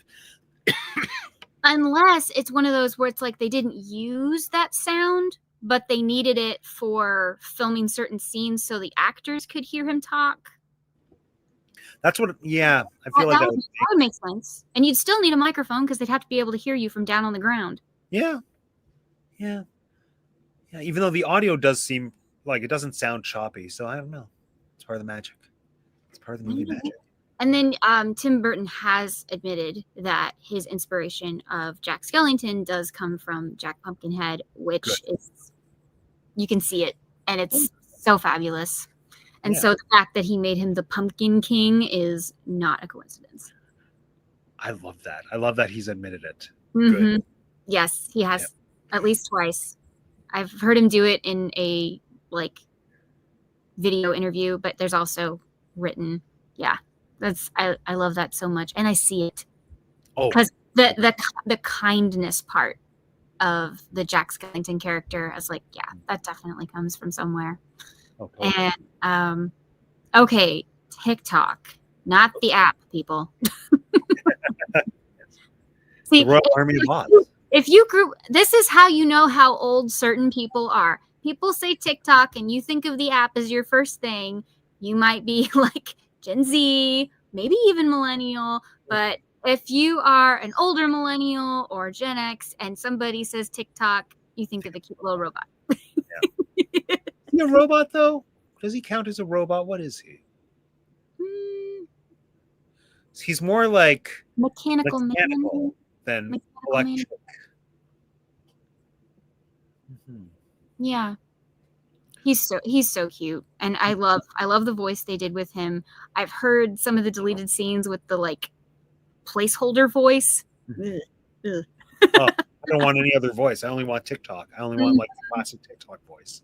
Yeah, but it was a puppet. It's a puppet because there is a man inside, a contortionist who is inside there, bent over and having to walk backwards in order to walk forwards. It's insane. I watched Adam Savage, you know, the guy from the Mythbusters. He found the guy who bought the original TikTok. Oh, really? And so this guy, it came pretty much intact. He had to fix some fingers. But for the most part, he didn't have to restore too much. He does have to fix the head eventually, the inner workings. But because he would love to get it working. And it's like, yes, please get it working and make a video. I would love to see that. Yes. But he showed like they didn't take it apart, but they, you know, lifted up the top and stuff. And you could see the straps were still there. The suspenders the guy were wearing were still in there. Amazing. So crazy. Yes. And I was like, oh my stars. That poor man. Even if you're a contortionist, you're going to get hot. You're going to get thirsty. I mean, please tell me he was allowed like breaks because he could suffocate. Oh, of course. Yeah. Now I feel like I'm picturing an image of him just being folded up, but I don't know if I'm thinking of him or the person who was inside R2D2. But it's basically kind of the same horrible. It's kind of the same deal. Yeah. Yes. It's crazy to me that they have to walk backwards in order to walk forwards. Why was that part of the design? Yeah, I don't know. Like, just way to make their job even harder. I don't know. Or maybe it's because of how they have to be positioned in there. Maybe. I mean, I guess I don't fully understand how any human inside of that could make that thing move. So maybe it was only by walking backwards. Who knows? Well, he was folded inside and he was able to walk. And then his hands were able to move TikTok's arms. I hate that for him. I hate that. That's too much work. I mean, I guess he loved it. And then somebody else by remote control controlled the head and the eyes and stuff like that. So, I mean, like, he didn't have to do everything. But, and I believe there were a few motions, like when he spins. Yeah, I was just thinking about the spinning part. And I don't think that was the puppeteer. I think that was probably a mechanical thing that took over. Oh, okay. Because I can't imagine while you're upside down. Yeah. While you're upside down, spin the thing. Mm-hmm. I think somebody else took over for that. So at least I hope so. Oh my gosh. If not, he needs a raise. I don't care if he's gone. His family needs a raise. I think part of the magic of the movie is having these questions, like these things that just flow so naturally that you don't even question that there had to be humans operating it, especially since they're practical effects versus now you just take for granted that it's CGI in some capacity. But to just actually see the thing, it's so much better. Puppeteering has always been fascinating to me because you have to work so many parts. Like one of the productions, the only production they ever filmed of Shrek the Musical, which say what you like about Shrek the Musical, the puppeteering in that was one guy.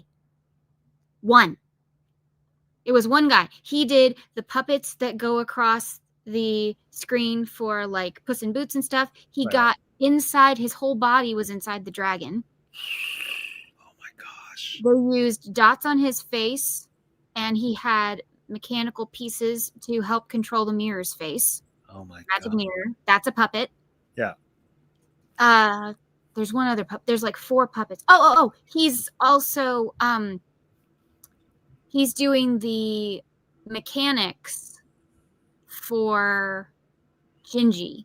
Yeah. When Gingy's on the table, it's the puppeteer. When he is up in the air and the fairy is holding him and stuff, she's the puppeteer. So, but his voice, I believe, is still that guy, but it's recorded. Right. Because you can't, unless you've got a ventriloquist at some point who could be the fairy and Gingy. That'd be cool. If they ever want to do that, that's cool. But yeah, I mean, I saw him go, they did it behind the scenes where you can see him go inside the dragon's head, and it's his whole body. He's using every piece of himself. And oh, by the way, he also has to be done being the dragon and then get back on stage to do other puppets. And then, oh yeah, he's also Pinocchio. He's actually that guy from Avenue Q, I can't remember how to say his last name, but that guy, I know who that is. Yep, Yeah. that's him. Oh wow. Okay, He it all did makes sense. everything. And it's like, okay, whatever they paid you, triple it. Because this is insane. Just for the dragon alone. Which, by the way, watching different YouTube videos about how different productions have done the dragon is fascinating. Because some of them have done puppets, some of them have done actors in different pieces, like several pieces are the dragon. Yeah. Really fascinating to see how they do the dragon. I don't know. I'm interested in puppets. Anyway. Who is it? Great. Puppets are so fascinating because they're a different kind of art form, and they can do so many things. Like they exist differently. Robot. Like what? Sorry. Like become a giant robot. Exactly, giant robot. Yeah, and apparently they had to put something inside TikTok's legs. This guy who refurbished it because it's mostly a type of fabric or something, so that it was still kind of comfortable for the guy to wear. He didn't need to be comfortable. No, he's already upside down. Exactly. Who needs to be comfortable? He accepted his fate. Okay, so I have an Oz thing for you, and I wonder if you've seen it. Have you ever seen Shirley Temple's storybook? No, I have not. I know vaguely of it. Was she Ozma? Did she play Ozma? Yes. She did. Agnes Moorehead was Mombi. Nice. And I believe Arthur Treacher was also in there. And Sterling Holloway? Ooh, fun. I think he was the voice of something.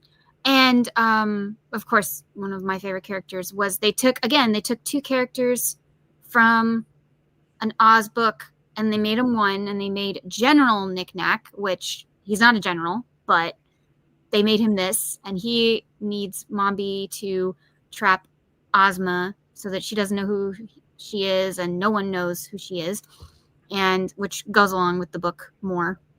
I think the only thing they chose, I think the only thing they changed, because for the most part, her storybooks were book accurate. I mean, even her Little Mermaid is book accurate. Good. Let the mermaid die. Melt. Let the mermaid melt. Sea foam. Yes. It's kind of romantic. Sort of.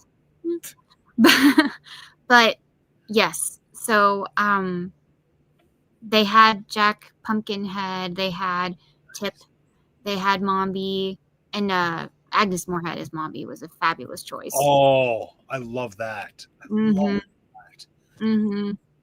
Around the same time when she was already in Dora, and people loved her for that. So I mean, she's just playing another casting. Good. But the general was Jonathan Winters, and it was like, oh. How do I know Jonathan Winters? Hold on. You ever seen It's a Mad, Mad, Mad World? Oh, once, yeah. Vaguely. He's a mechanic, but he also had his own show. And he was playing a little grandma. He has one of those faces where I know if not seen him on posters. He was a variety show kind of actor. Nice. Yeah. So he was on like Carol Burnett, Johnny Carson, all of those all the time. And I think he's hilarious. I love him in It's a Mad, Mad, Mad, Mad World. I wanted to do that one this summer, but there's so much behind that movie that is like, never mind. Yeah, no. I think it's the only comedy I can think of that had 2 VHS tapes back in the day. Oh, I think The Great Race did too. Oh, really? Wait. I feel like it did. Yeah. I feel like it did. Yeah.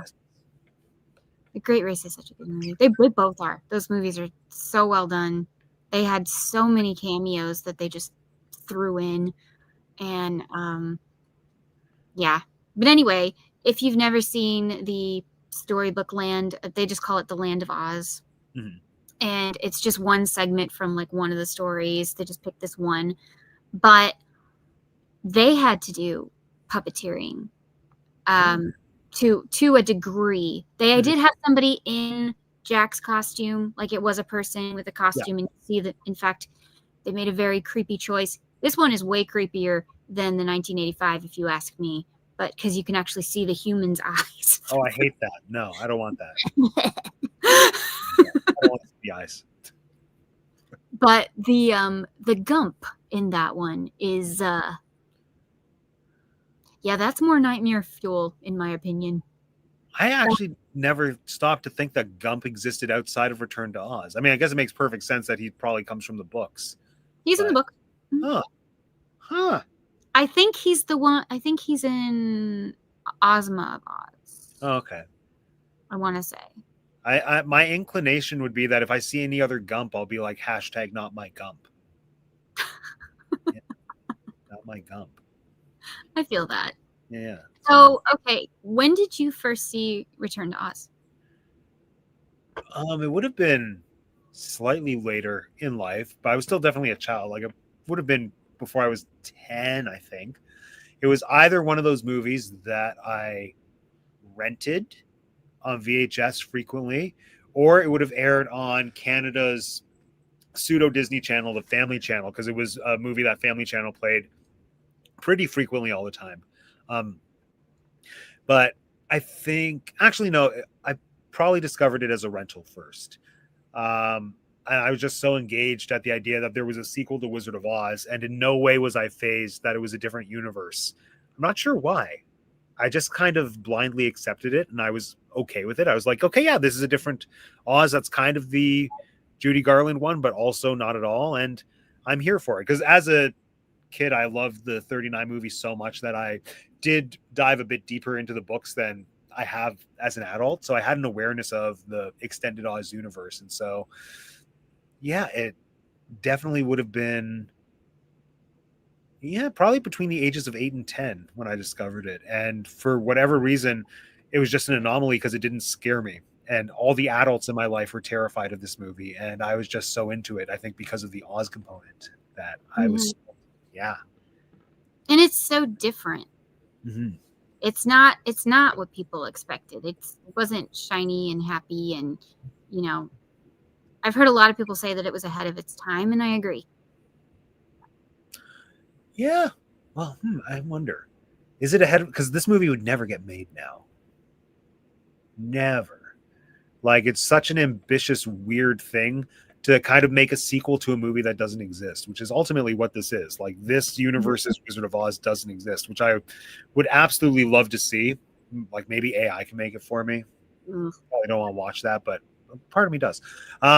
Yeah, like, I don't think anything like this could ever be made now, because there are so many expectations for what Oz is that feed. And I think we've even seen that with Oz the Great and Powerful, and even with Wicked. What this movie did that was so unique is that it almost like pulled a bait and switch where they said, oh, it's a sequel to the Wizard of Oz that you know and love, just to get people's money, but then they just went and made their own movie.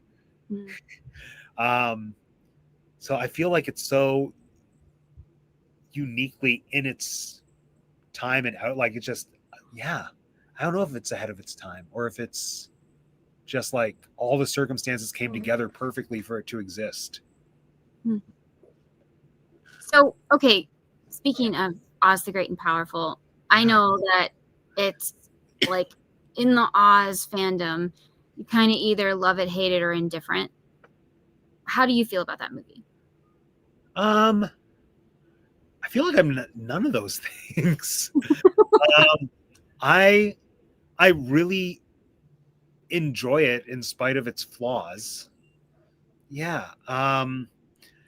There are things about it that I think are annoying, superficially. Like, that movie very much solidified for me that there's really no reason to use tropes established by the 39 movie in a gimmicky way, because they work so well in the MGM movie that when you transfer them into another Oz movie just because it's what people expect, I feel like it falls flat. Like changing from black and white into color, like having characters foreshadow people in Oz. I do think it works in Return to Oz, but in a way that's earned, because I think within the bubble of Return to Oz, it works psychologically for the story that's being told there. So I don't mind that they're doing these characters exist in both worlds thing. But in Oz the Great and Powerful, it was very much just, this is what people expect from an Oz movie. Here are people in Kansas, and then try to find them when he goes to Oz. So there's that. The casting is what it is, like whatever. There was like that blip in time that I think lasted like 6 months where James Franco was the thing and everyone wanted to work with him. And I think that's when they signed him to this. And then before the movie came out, the Oscars with Anne Hathaway happened, other things happened, life things happened. And then by the time the movie was made, it was like, we're not into that anymore. But I don't know, on paper, I think it's an interesting concept. Like, I love the idea of having an origin story for the wizard. Making him sympathetic is complicated territory because I feel that for a true Oz adaptation, you need to maintain the fact that this is someone who is a con artist and is usurping and basically taking over an entire country. And so to make him sympathetic in the way that this movie does, I feel like that's not, I don't know, it's very out of touch. He doesn't learn his lesson, unlike a character like Harold Hill. Yeah, exactly. Yeah, no, he doesn't really learn his lesson.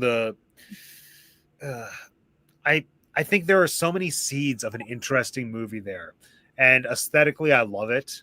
Like, I think it's really beautiful to look at, and I think even though overall it is kind of a mess, I enjoy it because of the things that work and the potential for what it could have been. Yeah, I think the biggest flaw with it, I think the third act of the movie is my favorite part. Like when we get to see like sister witches at full power, east and west, terrorizing Oz. I'm like, I'm into this. Like, I want to see what the reign of terror was like for these two before Dorothy shows up. So yes, please. And then seeing the origin of the wizard and his smoke and mirror effects, I think that's amazing. I feel like the movie moves too quickly to get us from point A to point B. If there was like a pseudo intermission or like 10 years have passed thing, then maybe it could sit a little bit better, but it just feels so rushed. So I don't know. The movie's a mess, but I still enjoy it. And I like Finley, the flying monkey. Yeah, I was about to say he's one of the best flying monkeys. Yes, he is. He's so great. He's so cute. He is. And I like the China doll too.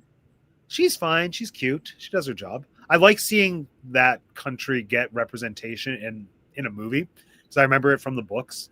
Like, basically everything in Gilligan country is just kind of messed up, and we never see it in movies. So to see a little bit of it is really fun. I thought they did a pretty respectable job in the was it Legends of Oz, where Megan Hilty was a voice of the China Princess. Oh, I haven't seen that one. Oh, you should see it because, first of all, because it's an Oz thing, but also because the music's pretty solid. Nice. Yeah. And I never knew that I wanted Hugh Dancy and Megan Hilty to do a duet. Yeah. Yeah. Okay. Did either of you ever watch the series Emerald City? I have not. No, I don't think so. Is that the one with the guy from Haunting of Hill House as the Scarecrow, but he's like covered in tar and straw? I feel like that might be what that is. Hold on, let me look it up. No, I know Tin Man. Emerald City. Yes, that's the one I'm thinking of. Okay. It was actually that image of him as the Scarecrow that made me uneasy to watch it because it looked ultra violent. It's probably not as violent as I assumed it was, but just seeing that their version of the Scarecrow was a human man who had been tarred and strawed, I was like, and then hung out in a field. I was like, this looks violent. I don't want to watch this. Did you see Tin Man? Sorry? Did you see Tin Man? No, people keep telling me I need to, and for very different reasons. Some folks are like, it's amazing. Others say it's terrible. So I don't know. I think I even own it. I feel like I found it at the dollar store years ago on DVD. I think I have. And why is it called? Why is Alan Cumming the lead? I feel like he's not, but why does he get the title? Like, I don't understand. I feel like it's been a while. I thought it was like his story, kind of. Almost. Oh, is it? Is that the one with Zoe Chanel? Mm-hmm. I think just since there's a Dorothy, I assumed it was a Dorothy-driven thing. But, well, I mean, she's one of the leads, yeah. But I thought it was called Tin Man because of. It turns out to be kind of like his. Which would make sense if you've got someone, as big as Alan coming in your show. Apparently, in this universe, Oz stands for the outer zone. Huh. Oh, of course. I was about to say it feels very sci-fi, and I'm seeing that it was produced for the Sci-Fi Network, so that makes sense. I think I've been turned off to Tin Man because I watched Neverland, which was another sci-fi series. It was the take on Peter Pan, and it was okay, but I also didn't like it. It felt very much like they were prioritizing the expectations of people who are watching a science fiction based network over the storytelling that was organic to the source material. And like I'm probably more of a Peter Pan purist than I should be, but Peter Pan through a very contradictory science fiction-y lens just sat in a weird place for me. Like I wasn't angry about it, it just didn't feel right. So I think maybe that's partially why I've stayed away from Tin Man, because I'm like, if they do that to Oz, like I'm Let's see. Okay. No, Tin Man is a lawman. Okay. Alan Cummings is a scarecrow. It feels very much like Tin Man's perspective and story. Okay, yeah. So he is kind of the lead. So that's why the show is named after him. Okay. I think the Tin Man, it might be Neil McDonough. Oh, wait, here. Let's see. Neil McDonough's in it. Neil McDonough's in it, so maybe. Is it him? It doesn't actually tell me who he plays. It just says Neil McDonough. Let's see. Cast. Neil. Yes. Yeah, he's the Tin Man. That makes sense because he always. I mean, well, usually he plays a villain, but he has kind of like that, stiff face. So I bet he could pull that off really well. Yeah. Did you ever see Once Upon a Time? Oh, of course. What a hot mess of a show. I loved every minute of it, except for the last season when I gave up on it because it was so obvious to me that the series had basically ended. And season 7 is garbage. No one needs season 7. We don't need it. 7 didn't need to exist. See, it was like, are you doing a spinoff? Just say you're doing a spinoff. Yeah. And why are you changing characters we already have? Exactly. No. Yeah. I wanted Oz to be more important overall, and I don't really like Zelina. I think she's annoying. And also she's kind of I like Bex Madar, so. Yeah, like I love the actress. I think she like Rebecca's incredible, but like Zelina as a character, first I found her really obnoxious, and then I found her really morally problematic. Like basically like the whole pregnancy storyline with Robin Hood. I just like you're really glossing over a very major thing that happened here, folks. Not a fan. And I felt like Dorothy was a little bit wasted as well. Oh, the Dorothy specific storyline was why? Yeah. I honestly didn't think we needed her. Yeah. No, she felt like such a waste like when she was a kid. And then when she came back as an adult, I enjoyed that portrayal of Dorothy, but we didn't get enough time with her really. And then she just kind of became a love interest, which was fine, I guess. But I don't know. I think I wanted more of Dorothy the Witch Hunter if they were going to give me that character than they gave me. So yeah. And also just the whole like Green with Envy thing I felt was a little cheap and easy. Yeah. But that's also how Once Upon a Time operated. I honestly think there were so many storylines where they just cut it off too soon, and it's like, oh no, this villain could have been more powerful and could have lasted like another season or the other half of the season. Like why they kept splitting seasons with villains, I'll never know. Yeah. The Neverland section, like I really liked their take on Peter Pan. I felt like that Yeah. could have gone on longer. The fact that they quite clearly were pressured by, I don't know this for a fact, but it's my assumption, pressured by Disney to incorporate Frozen felt very not right. Yeah. Though I have to say, those are probably some of my favorite version of the Frozen characters. I find them a little less annoying. That's fair. Oh, and I did like the Ice Queen, or whatever her name was. Yeah. How can you not, though? That actress, Elizabeth Mitchell, is perfection. And I love how she's the Ice Queen. She's also Mrs. Claus, and so all the snow stuff. This is too perfect. Yeah, and I mean, that's for me scratched the itch of like getting proper Snow Queen representation in the Frozen universe in some way, because I really love the original Hans Christian Andersen Snow Queen, and Frozen, even though it's its own thing, like it's not the Snow Queen movie that I want. So they bridged the gap a little bit. I mean, it was no fairy tale either, but I would love if they kind of touched on that in Frozen 3. Like if they found somebody else to be the Snow Queen. I think that'd be kind of cool. It would be. I feel like I'm just really pessimistic about Frozen 3 after watching the making of Frozen 2 on Disney Plus, where they shockingly admit that they really didn't know what the movie was going to be. They're just like, oh, we animated these beautiful sequences. We have to write a story to go with them. Like, this is how you make your movies? Really? And reading, wait, hold on. I want to find it. What was the description for Frozen 3? It's so vague. It's hilarious. Frozen 3. Because they don't know. Exactly.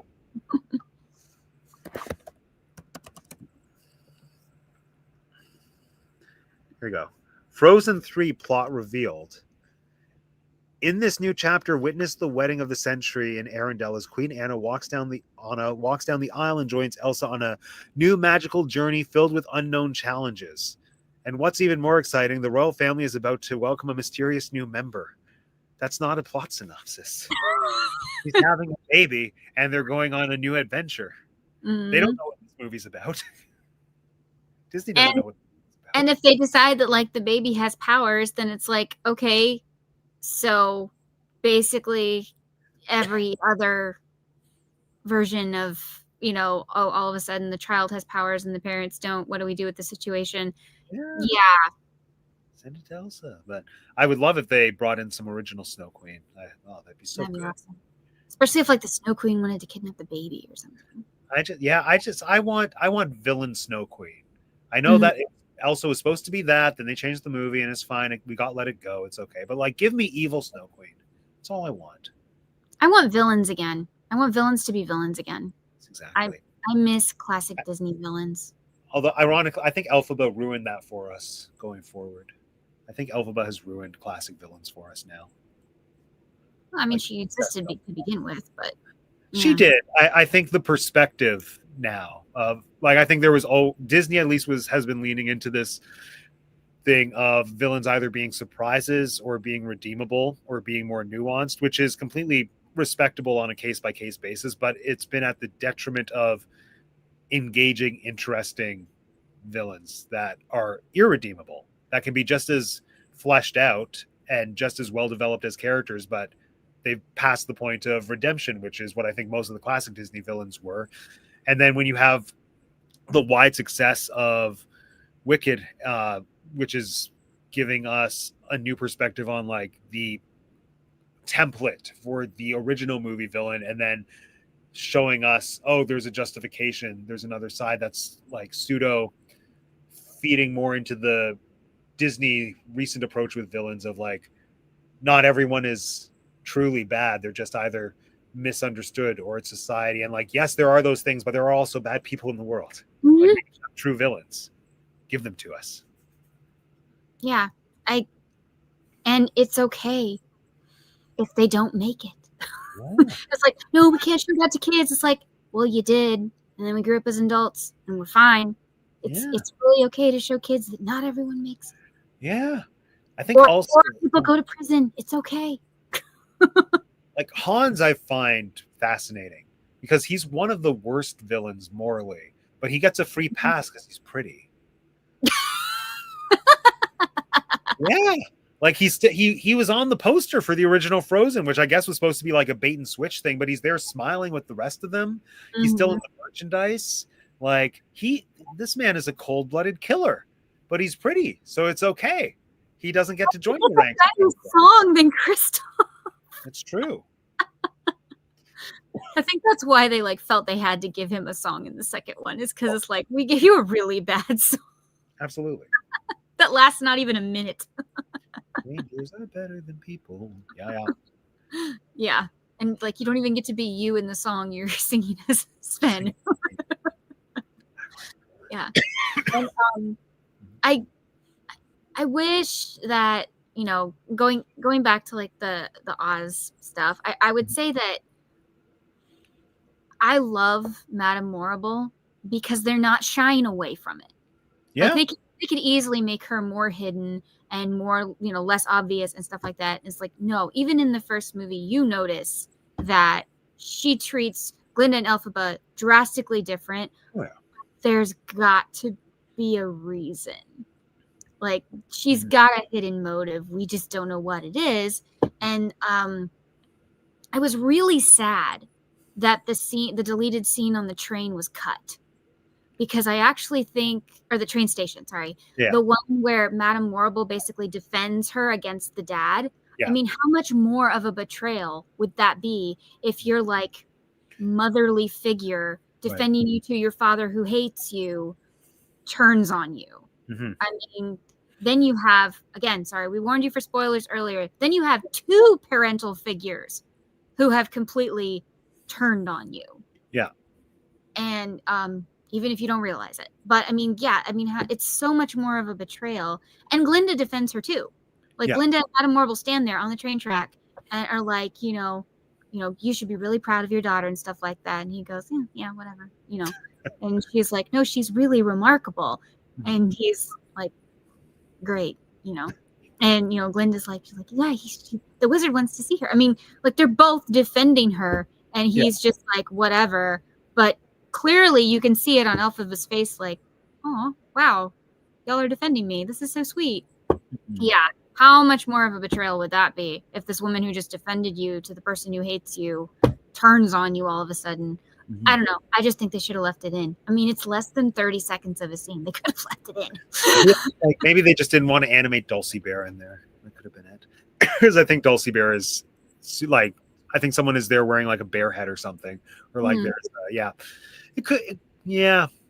There's so many of the lead scenes that absolutely could have stayed, and I would have been happy with a longer movie, personally. Yeah, I would have been fine with it. Yeah, but no, I think the Wicked movie's treatment of Madame Morrible is really interesting, just because of how drastically different it is from her on stage, and that's one of the things that I think I've had a hard time understanding the movie's approach to Madame Morrible, or like it took multiple viewings, just because I'm so accustomed to the Carol Shelley of it all, like her being a very campy, obvious villain from the beginning, as opposed to this. Like, if you have the benefit of going into the Wicked movie fresh and not knowing anything, it would be such a different experience to witness the Michelle Yeoh take on it as someone who is seemingly an ally, and then have, like you said, the betrayal hit even harder. There is something that I want in this movie that we do not get in the stage version. We don't get in the books. We don't get in anything. And I really want this scene. There is a moment in the trailer, which is why this scene gives me hope. There's a moment in the trailer where Jeff Goldblum gives his line about how bring me back the broom so that I know she's dead. Yeah. When he finishes, and it looks like it's a fluid scene, it doesn't look like it's cut between two scenes. He looks distraught over saying that. And like, it's less than 5 seconds of you like see him really quick, and then it changes to a new thing, because that's how trailers work. Yeah. But it makes me wonder, is he gonna find out earlier in the movie if she's interesting? Interesting. Because it's like, I have to go through with this. There's nothing I can do. I can't save her now. There's nothing I can do. I have to keep doing this. Mm-hmm. But now it hurts. Like, maybe he thought before that something was wrong and like maybe we shouldn't be doing this. But then if he found out like before Dorothy and everybody, then it'd be like, I can't stop them, so I might as well keep I don't going. know. I feel like the moment definitely works either way. I Mm-hmm. think there is something nice to still humanize him, even if he doesn't have that piece of information, or even especially if he doesn't, just to show that he still has enough compassion and he's not a total like sociopath. I might not be using the right word, and or narcissist to just willingly let someone die in cold blood. Like, I do Mm-hmm. feel like there's a level of empathy to him that makes him more interesting. Mm-hmm. If yeah, he is essentially putting out a hit on somebody. Yeah, but I guess I'm thinking too, if he does get that information earlier, how would that affect the scene when Glinda confronts everybody at the end? Because I think it hits harder if he finds out after the fact.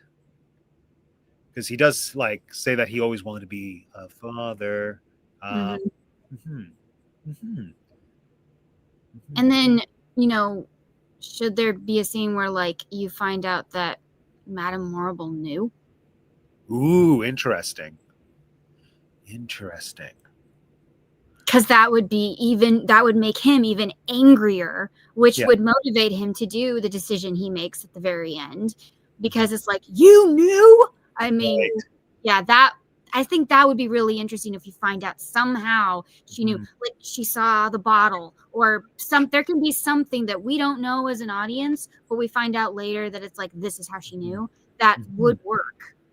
That would be. I could be into that. I could be into that. I, Huh? I, I think it'd be pretty cool. It would be. Yeah. Like, even if he doesn't find out, if you find out with everybody else, but you find out somehow she Mhm, knew, then mhm. it's like, oh yeah, you out of here. Yeah, but I guess my question would be: at what point would she have found out? Because it would have had to be post defying gravity. Because I think Mm-hmm. if she knew pre, that would have been she would have employed that to manipulate Elphaba. So it would have had to be post, which would yeah, no, Well, there's lots of think questions. about it. Everything is still at her room in Shiz. Oh, that's true. She didn't leave That's with anything. So the bottle could be there, notes could be there, books could be there. She could have a journal. We don't know. mhm, And something could make the pieces connect for her. I just mhm, see that working somehow. And I see John being able to sculpt that mhm. pretty well. And of course, Michelle being able to play it like nobody's business. But yeah. Yeah. I don't know. I am curious to see if there's any kind of curveball or twist or surprise for the people who go in knowing everything, like knowing the musical, knowing the book. Like I've Oh, I don't think we're getting the ending we think we are. I oh, don't at all. I hope we I don't. think I we're won't be getting with surprised an ending. because I was spoiled for the musical before I saw the musical, like Oh. 20 plus years ago. I know.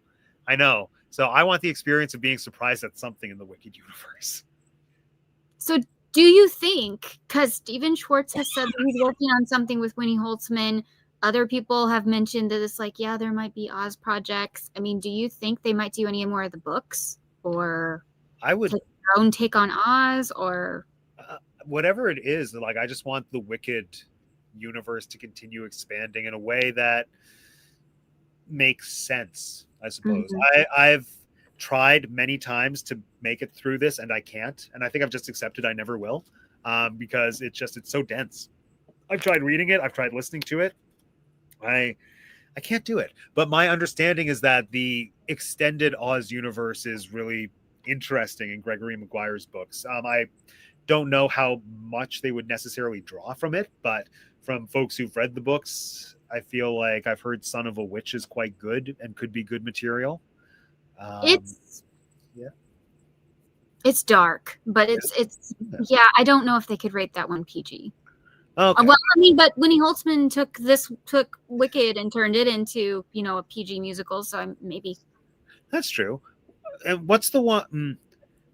I think it might be the most recent one. Which book brings Dorothy back and puts her on trial? Is that I don't know which story goes in what book anymore. oh, okay? Yeah, No, but no, there's 14 of them, people. 14 of no of the Gregory Maguire books. Oh no, there's 4. Oh, okay. I Mm. think the last one, I mean, not Elfie, but whichever one came out before Elfie. I think that's the Mhm. one where Dorothy comes back and they put her on trial. And I don't think that's an important part of the book, unfortunately. If it was, I would read it. But that's personally the story that I would want to potentially see in the Wicked universe. But then Like, they'd have to show Dorothy's face, right? I think in that capacity, I'd be okay with seeing Dorothy's face. Mm. In that, like, if Dorothy's a central character, if she's the main attraction, and we get to see kind of how she exists in the Gregory Maguire / Wicked verse, then I'm all for seeing Dorothy in that way. Because I do think that in the Wicked verse, like, just the idea of Dorothy being brought back and having her putting her on trial for killing 2 people, even though they were, in the eyes of Oz, not great people, she is still a murderer. And so I think there's a lot to explore there that would be really interesting. I don't think at all that's what Steven Schwartz is going to write as a musical, but I would watch it. I would say, though, that the first one was actually Madame Morrible. Not like Dorothy could control her house. Oh, yeah. Oh, for sure. For sure. But it also just goes perfectly hand in hand with the society of this Oz. Like, it doesn't matter who's actually responsible for anything. Everyone is just so caught up in who they're being told to blame. Like, Dorothy would essentially just be a scapegoat for anyone, for the wizard, for Morrible, because they would just need a distraction to be like, Yeah. oh, no, don't blame us for these horrible things. Blame this person, the innocent bystander who just got caught up in everything, which I feel is very politically relevant always, but like especially now, but always. I kind of feel like it's a lot like, I think he got some elephants. Oh my gosh. No, he didn't. Elements. Elements from Lewis Carroll and Through the Looking Glass and stuff, Gregory Maguire, because, I mean, Alice has been on trial. And they've had a super wacky court. I mean, even in the Disney movie, they had a, not quite the same, but they had a court scene and stuff. And I think every iteration of Alice, they always include the court scene because it's so zany and out there and doesn't make any sense. And neither does Dorothy's. It doesn't make any sense because she threw water on somebody and the other one, and she was told to make sure that the witch is dead. I mean, literally, bring me back the broom so that I know she's dead. Yeah. And the other one is, literally somebody else is controlling the house. So don't know if she could actually be blamed for either of them. Right. But yeah.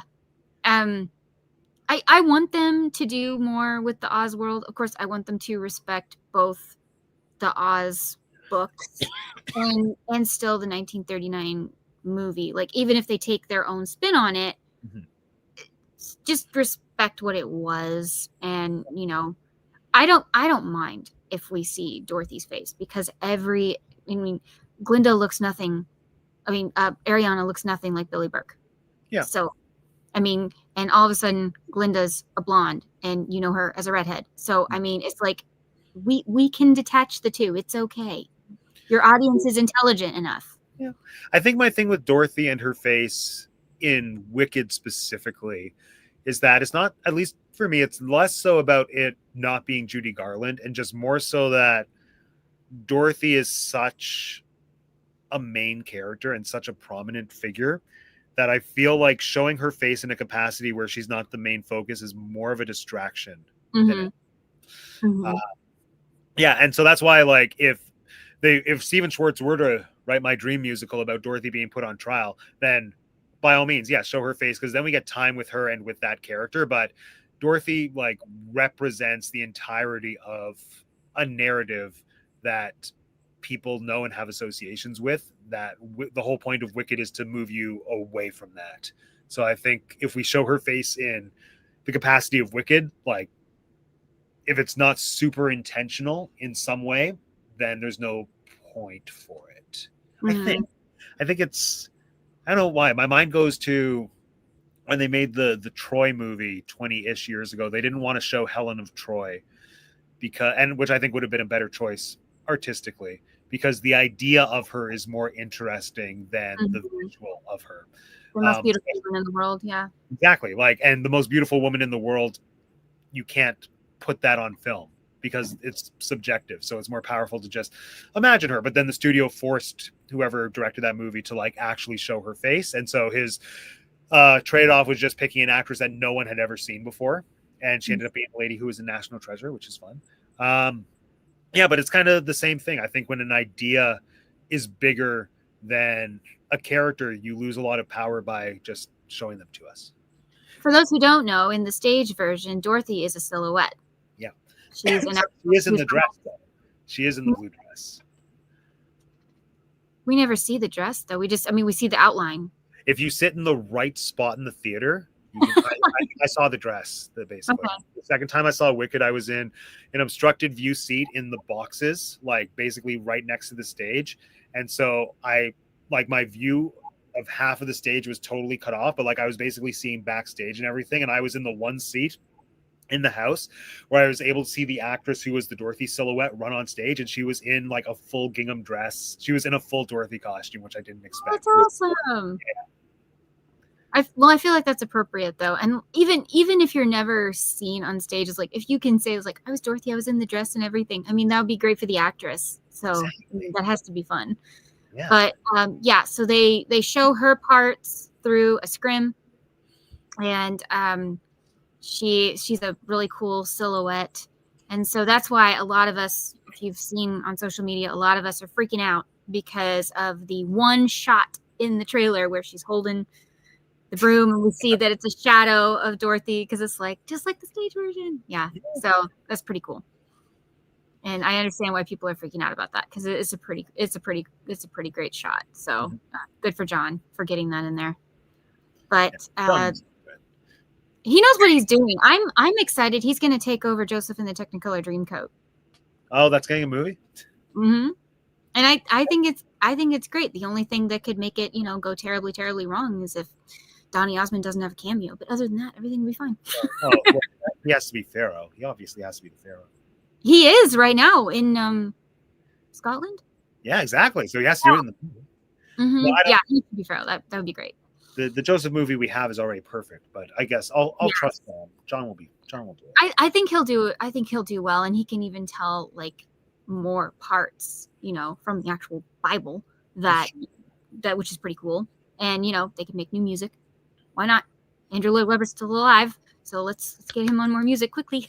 So, I mean, so you're a theater person, so you probably know about Patricia Rutledge. No, I don't think so. Oh, she's gone. Wait, who is she? She was in like Pirates of Penzance, and then of course, she was in like Keeping Up Appearances. She was High in the Bouquet. So I don't know if you ever saw that, but yeah, she's I think she was also Hetty something Mysteries on the BBC. But yeah, but she was in Pirates of Penzance with Rex Smith and Kevin Kline. Oh, I love that one. Okay. Not the movie version, that's Angela Lansbury, but the stage version was Patricia Rutledge, and so she passed away today, so that's sad.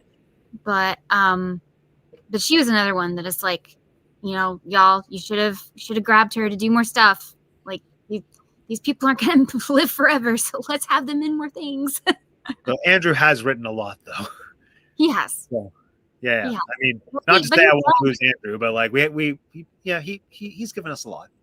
Mm-hmm. Not all of it good, but when it's good, it's good. Yeah, I mean, I don't know how I feel about them doing another Phantom. I don't know. Another Phantom? You mean after Love Never Dies, there's going to be a third Phantom? No, they want to do another movie version. Oh, good. First one's not good. Do it right. That's why I'm nervous. It's like I don't know. Right. Do it right. Yes. Bring on the good Phantom. My favorite Phantom. I mean, although I do love. Well, I don't know. One of my favorite Phantoms is Ramin Kamalou. Oh yes. Yeah. So he was in Love Never Dies, but he was also in the show with Sierra Bogues, and they both did the Albert Hall. Oh yeah, I have that on DVD. It's the concert, yeah. He was the Giant fan. mirror. Giant mirror.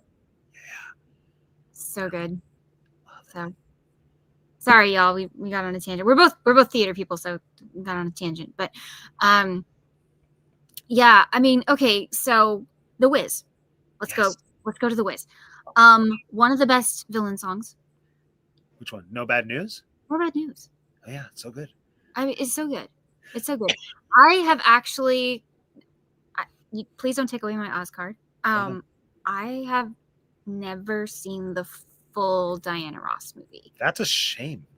I want to. I just have. I've seen productions of The Wiz several times, several versions. Oh, it's its own thing though. The movie's yeah, and I've seen, of course, the clip with help me, Mabel King. Thank you. Playing her. Yeah, I've seen the different clips and stuff. I've just never actually seen the movie in its entirety, and I want to, because I know that it got all kinds of accolades and stuff like that. But I guess I've just never been like, I need to sit down and watch this movie. And yeah. So, but the villain gets I personally believe that in lots of movies, especially things that are like Broadway related, villains get the best songs. Villains get the best songs.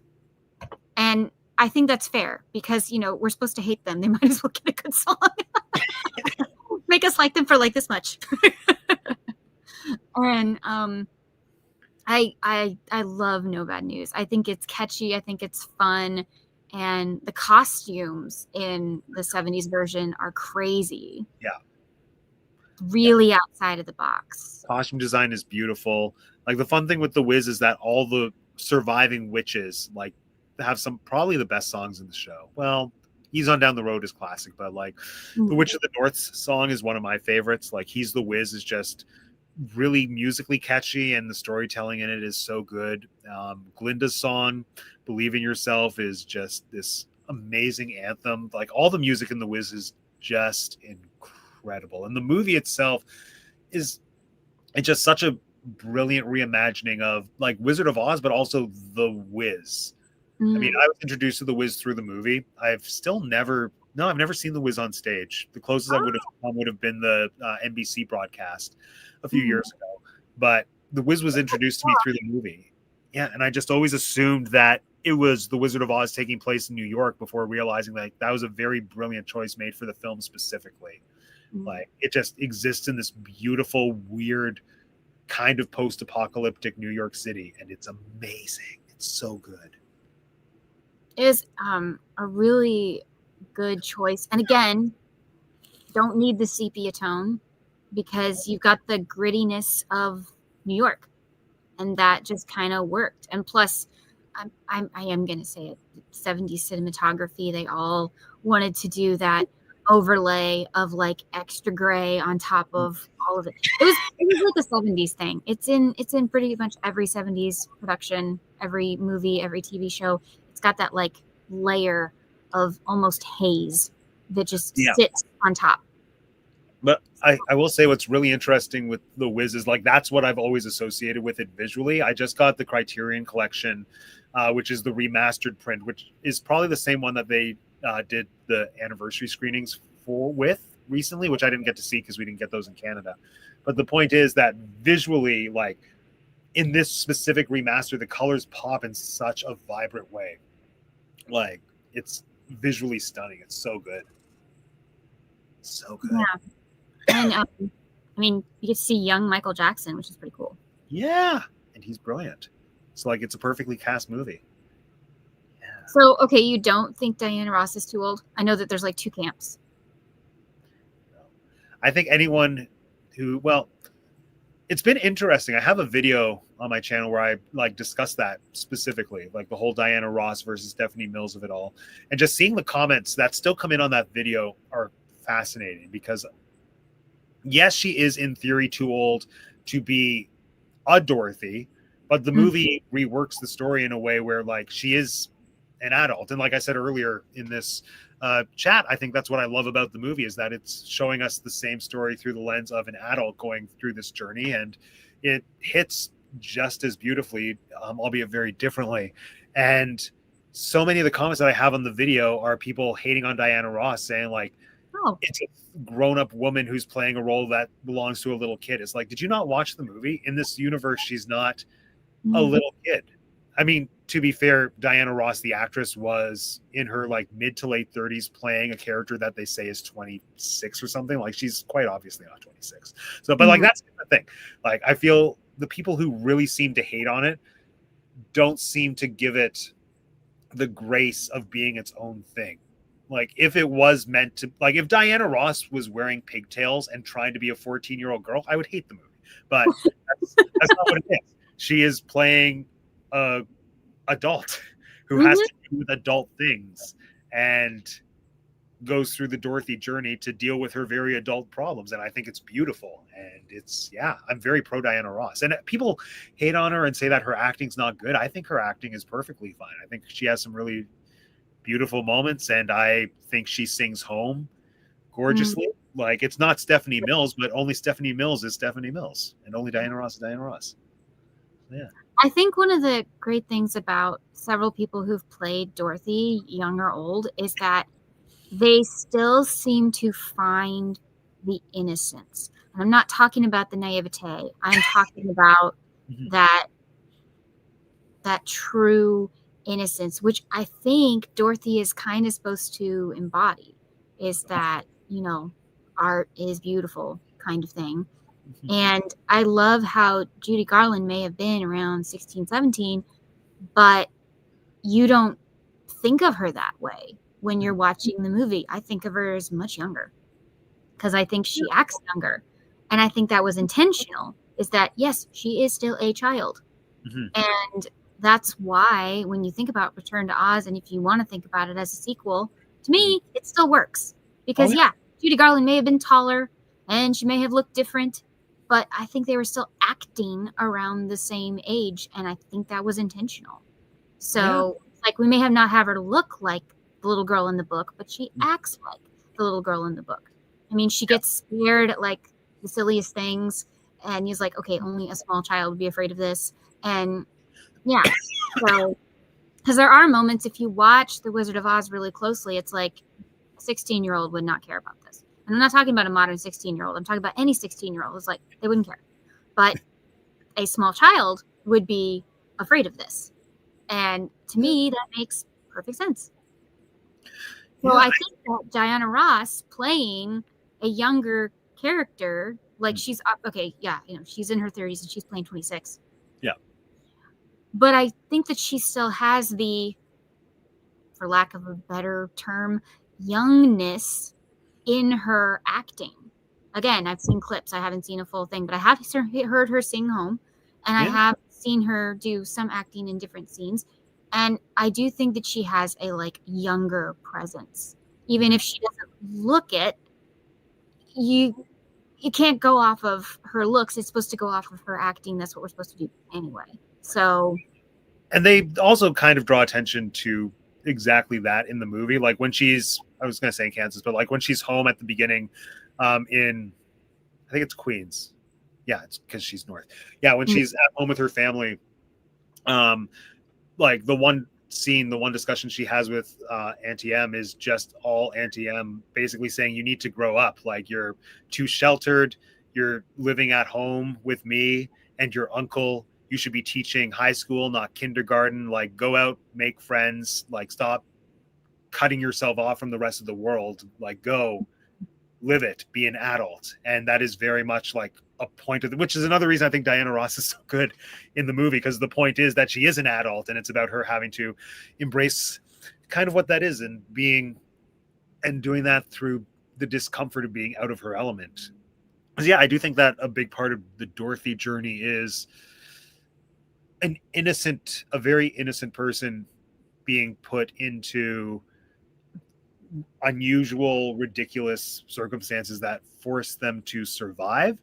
And coupled with innocence, I think Dorothy's all need to have an element of resilience to them, because that's pretty, like, I think that's very much ingrained into the heart of her from the original. Like, L. Frank Baum, for whatever reason, opted to have his lead hero character be a young girl over a young boy. And I think that plays very much into his thoughts and his family's thoughts and philosophies surrounding feminism and the roles of women in society and girls in society, to just show that, like, no matter what, like, you just keep going down the road, you keep moving forward, even if you're out of your element, even if you're uncomfortable. And like, it's so interesting to compare Dorothy to Alice, who is a very similar in age character, but coming from a totally different society. Like, how does a young British girl survive in this situation versus a young American girl? The British girl is just very privileged and very like, oh, well, I'm just going to go look for a tea party. Whereas the American girl is like, no, I need to get home. I need to survive. Let's go. There's so many qualities, I think, that are so intrinsic to Dorothy that across all adaptations sort of need to be in place, which I say sort of because I know Dorothy Must Die is a thing, which I haven't read or investigated. And I think, well, not think, like that whole concept turns Dorothy on her head. So I'd be curious to see how that works. But across all Oz adaptations, as much as things can be messed with, I feel like Dorothy is the grounding force. And like, you need that. You need her to be innocent and resilient for the rest of the story to click into place. I think that's a good way to put it. And I think Alice is more, I think Alice just needs to be clever. Yeah. Because she outwits a lot of people, and she uses, let's just face it, she's manipulative, but she kind of has to be, because everybody else is manipulating her, and she kind of has to use it to defend herself. And I also feel like there's an ignorance to Alice. Like, her life is probably in danger even more than Dorothy's is, but it never phases her, because I think she comes from a very privileged upbringing where she just doesn't think she can ever get hurt.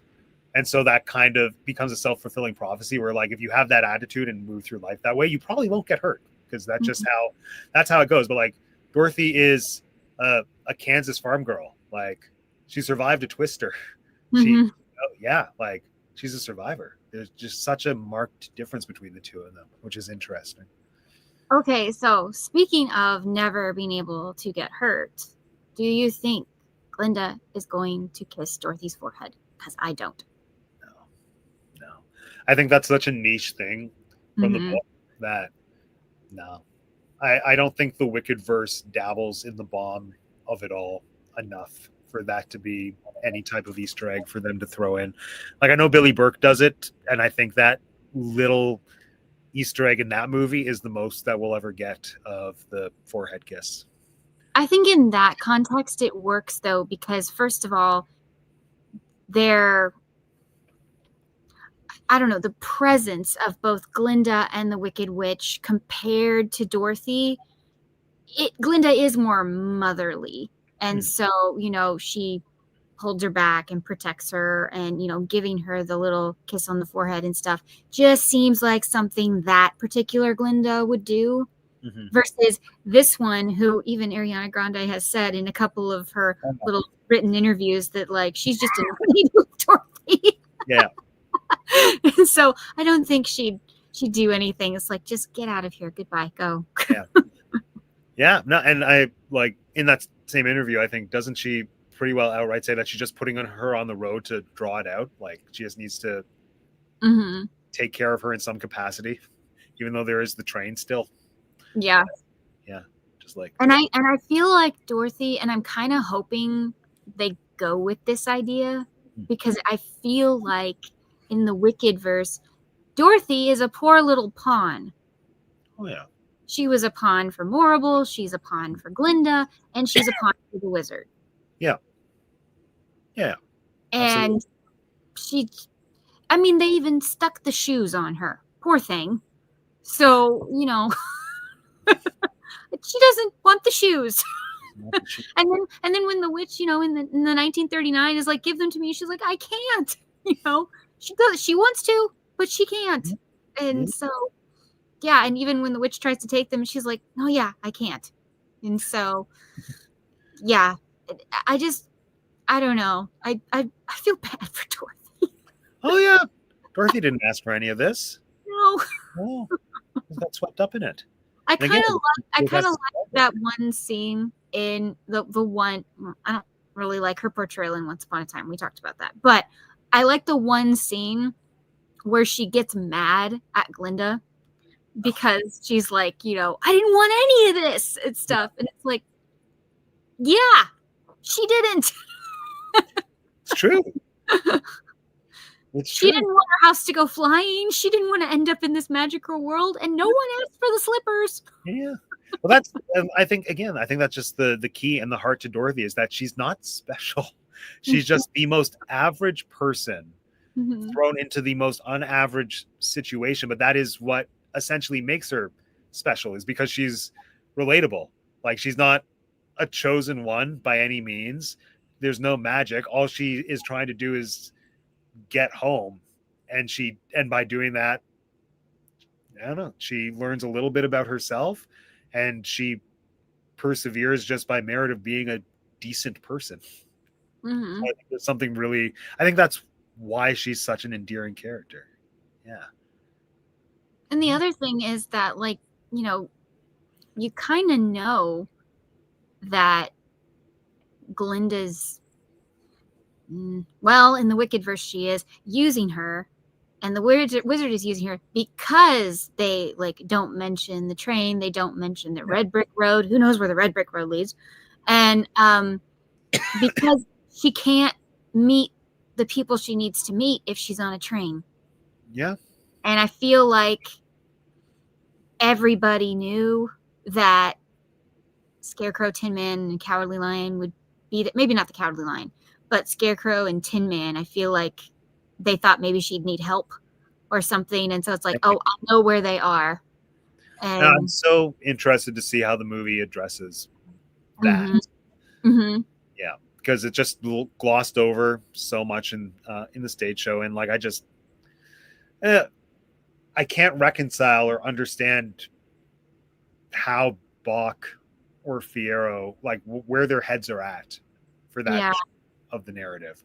Like, why are they helping her? Do they recognize each other? What are they trying to gain?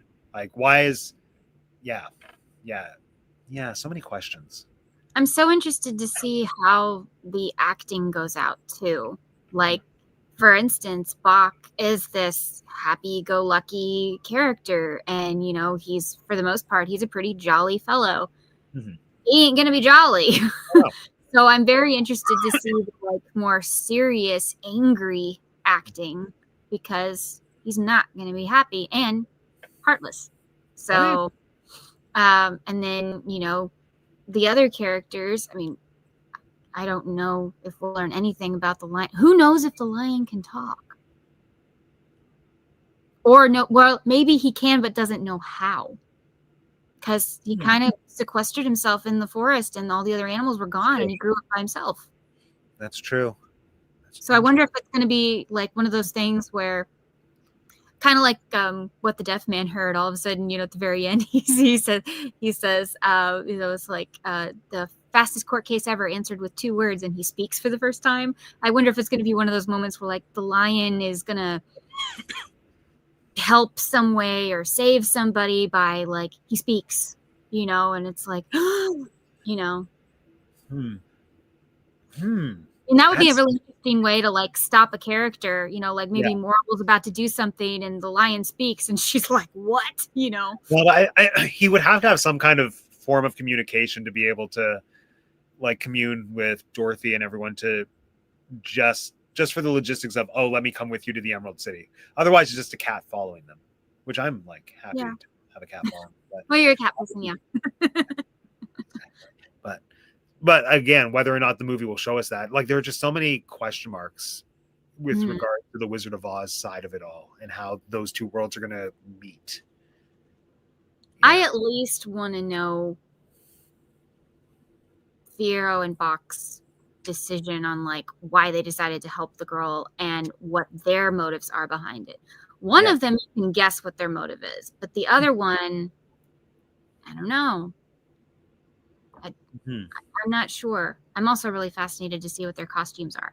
I know that, like, a lot of the merch is kind of revealing it to us, but they're still keeping it cartoony. And I think that's on purpose, so that we still don't know what they look like. Well, I think Scarecrow's the only one that we really don't know yet. I think. Well, no, because see, I believe that the Tin Man isn't done. I don't think the trailer showed us the finished. Oh, interesting. Okay. I feel like we might have seen him in the costume part, but I feel like, just like the set, there might be like a CGI overlay. Ooh, interesting. Like make him shinier or something. Yeah. And so, just like everybody was complaining about, what was it? Oh, the Little Mermaid live action, about how the trailer was so dark and stuff like that. And yes, the marketing people need to be fired. That was awful. But when you go into the theater and stuff, it's all bright and pretty and stuff because they weren't finished yet. So in my mind, it's like, why did you release the trailer? But okay. But yeah, they weren't finished yet. And when you go in a movie and you're like, oh, look, see, it's not this way. Yeah. It'll be fun. I mean, I know that, it's not just the marketing people's decision. It's like the studio head. But at the same time, it's like, be smart. Why would you show people unfinished and then they have something to complain about and then they just don't go to your movie? And no, they know everyone's going to go to their movie at this point. If nothing else, it's like, well, movie reviewers will go. And I'm just really curious how they're going to do certain things with Wicked. I'm also curious exactly how long the movie will be, and if there would be some kind of like end scene. I think that's leaked. I think the runtime was leaked by a movie theater, wasn't it? Oh, Wicked for Good runtime. Yeah, like I think it was. What is it? There we go. 2 hours and 18 minutes. Okay. Yeah, which is shorter than the first one. Like I want more. I wonder if there's going to be anything like, I don't know, either after the credits or mid credits that's like Alpha will return. That would be funny. It would be like a wild move if they were able to keep hush hush like the next chapter of whatever Wicked is going to be, and then they reveal it as like an after credits scene. Even though that would be spoiled for all of us before the movie officially opens. Yeah. I don't know. I would love to see them do more with Ozma, and I want Jack to come back, Jack Pumpkinhead. I want him to come back in some capacity. Yeah. I mean, there are things I want them to do with Oz, and then there are things that it's like, don't touch that. I don't know. Yeah, at some point I want to dive into all of the original books, but I feel I've kind of gotten to the place where I think the heart and soul of it is just all encapsulated in the first book. And like I know that technically, canonically, a bigger universe exists, but from the bits and pieces I've gathered, it gets so ridiculous and loses focus of all the things that I personally find engaging and interesting about like the classic, like the original story. Just this whole notion of here's the outsider, here's her on her hero's journey, and then like what does it mean to have brains, heart, courage, what's the meaning of home, and then on top of that there's this whole subtextual narrative of here's somebody that like disrupted a utopia and then essentially created a cult and everyone just went with it. And there's just so much interesting stuff there to unpack. And I do kind of give a free pass to like the 2 or 3 books that come after because they inspired Return to Oz, and I think there's cool stuff there. But I feel like as Frank went on and he just wanted to make more money, it got like he brought Santa Claus in. He jumped the shark with Santa. Santa showed up. Once Santa shows up, you've gone too far. Well, he showed up in Narnia too. Yeah, that was too far. Actually, well, no, that's okay. I guess. I don't know. C.S. Lewis was his own thing. Yeah. Yeah. I do love Narnia though. Are you excited for Greta Gerwig's interpretation? I think so. I've only seen one adaptation of Magician's Nephew. It was a play, which was okay. From what I gathered in that play, I don't care for the narrative. Like, I just think the story's a little boring. I think it's almost the same with Wizard of Oz. I feel like the original introduction to the world is so perfect in terms of world building, but then also in terms of the themes that are being examined. And then when Narnia started to get expanded on, it became less interesting. I mean, it's totally different with C.S. Lewis because of the religious subtext, which I have very complicated thoughts about religion in general, like having been in the Catholic school system for the first chunk of my life and not super loving it. But I think the religious allegories in the first book are so brilliant. And then as it moves on, it feels more preachy than interesting by merit of the themes of good versus evil. Like when you get to the point, like I haven't read The Last Battle, but like the fact that there's a false Aslan, I'm like, you're hitting it a little hard over the head with us now, C.S. Lewis. Like it was subtle.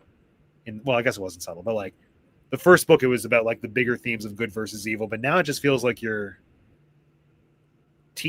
I'd rather just read the Bible at this point than and also like let Susan go to heaven just because she's wearing makeup. Okay, I don't know. So yeah, I feel like with these fantasy series, they start off in such beautiful places, and then the longer they're drawn out, so much of the original magic has potential to get lost. Yeah. Sequels are tricky. They're always tricky. Yeah. I mean, we've had some good ones, and we've had some. Can we just forget this ever existed? Exactly. Well, yeah. So Magician's Nephew, I think, kind of falls into that place where I'm excited because I love Narnia in theory. And I enjoy the book. Yeah, like I love the idea of a prequel to Narnia, but I guess just the creation of Narnia wasn't what I expected it to be. And in that capacity, it let me down. I was like, oh, it's literally just Aslan deciding to make a Narnia. Okay. I thought there'd be more. But yeah, but I'm excited. Like I love Greta Gerwig. I'm always here for Meryl Streep doing anything. So Meryl Aslan, yes. Give us Meryl as Aslan 100%. And whoever the actress is that's playing Jadis, like, yes, I love her too. So like yeah, I think she was a Barbie, I believe. Is it Emma Mackey? I think so. Yeah. Yes, that's her. Yeah. Yeah, she was the brunette Barbie. Yeah. With the best friend / I think they actually did come out and say that it was supposed to be her boyfriend, but yeah, she's the only Barbie that's in love, basically. Yeah. I really liked her in Barbie. Actually, I just want everyone who was in Barbie, I want them to all have fantastic careers. Well, one of them's in Bridgerton, so she's doing fine. The redhead. Which one's the redhead? Barbie and Bridgerton. Barbie, Bridgerton. Barbies. Oh, I shouldn't have just searched the word Barbies. Now I'm getting the dolls.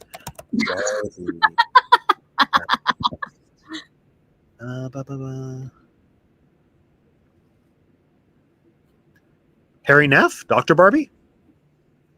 Maybe I don't know which one she is. She's not one of like the main ones. I don't even know if she has a speaking part, but I know she's in it. Oh wait, no, it's probably Nicola Cole because she's from Ireland. That makes more sense. Yes, lawyer. I think she's lawyer Barbie. Yes, nice, good for her. Good.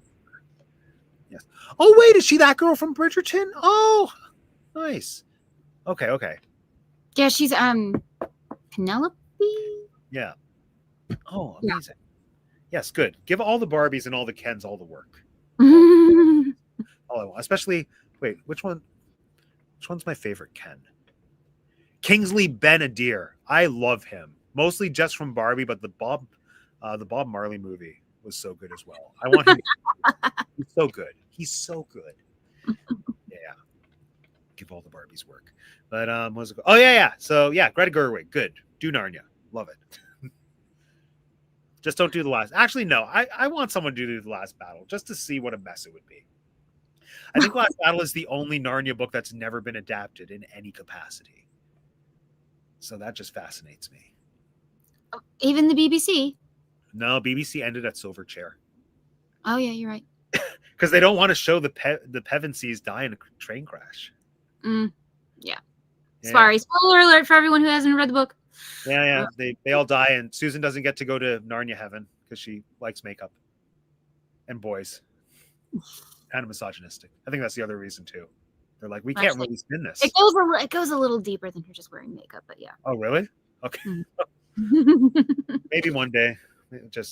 Maybe I'll re-examine it. We'll see. I really like that Disney tried, and I think that their versions of the stories aren't. The first one was good. Caspian wasn't bad. I thought that they handled some things pretty well, and other things. Voyage of the Dawn Treader was something. Yeah. So again, basically, if it's a project that Disney doesn't have its hand on, I think it's better off. Voyage wasn't produced by Disney. They had sold it. They sold Narnia to, I think, Fox, which they now own. Yeah. So it came back to that. But I've always felt like the reason Voyage isn't as good is because it wasn't a Disney produced project. Like that was when Disney had washed their hands of it. They were like, who else wants it? Who wants the franchise we kind of jump started? And then they tried. And although I do think the kid who played the cousin, who is like famous now and his name escapes me, he was like, the casting was so good. He was so obnoxious. Loved him. Who was that? What's his name? It's the guy, he's in Marvel too. That's a lot of people. Yeah, it's true. He's also in the Maze Runner, the blonde guy. He's blonde. Oh, yeah. I can picture him. Voyage of the Dawn Treader. Will Poulter. Yes, he was so good. I hated him. In fact, I couldn't watch the movie because of how annoying he was, which was kind of perfect, I guess. But not because I just couldn't.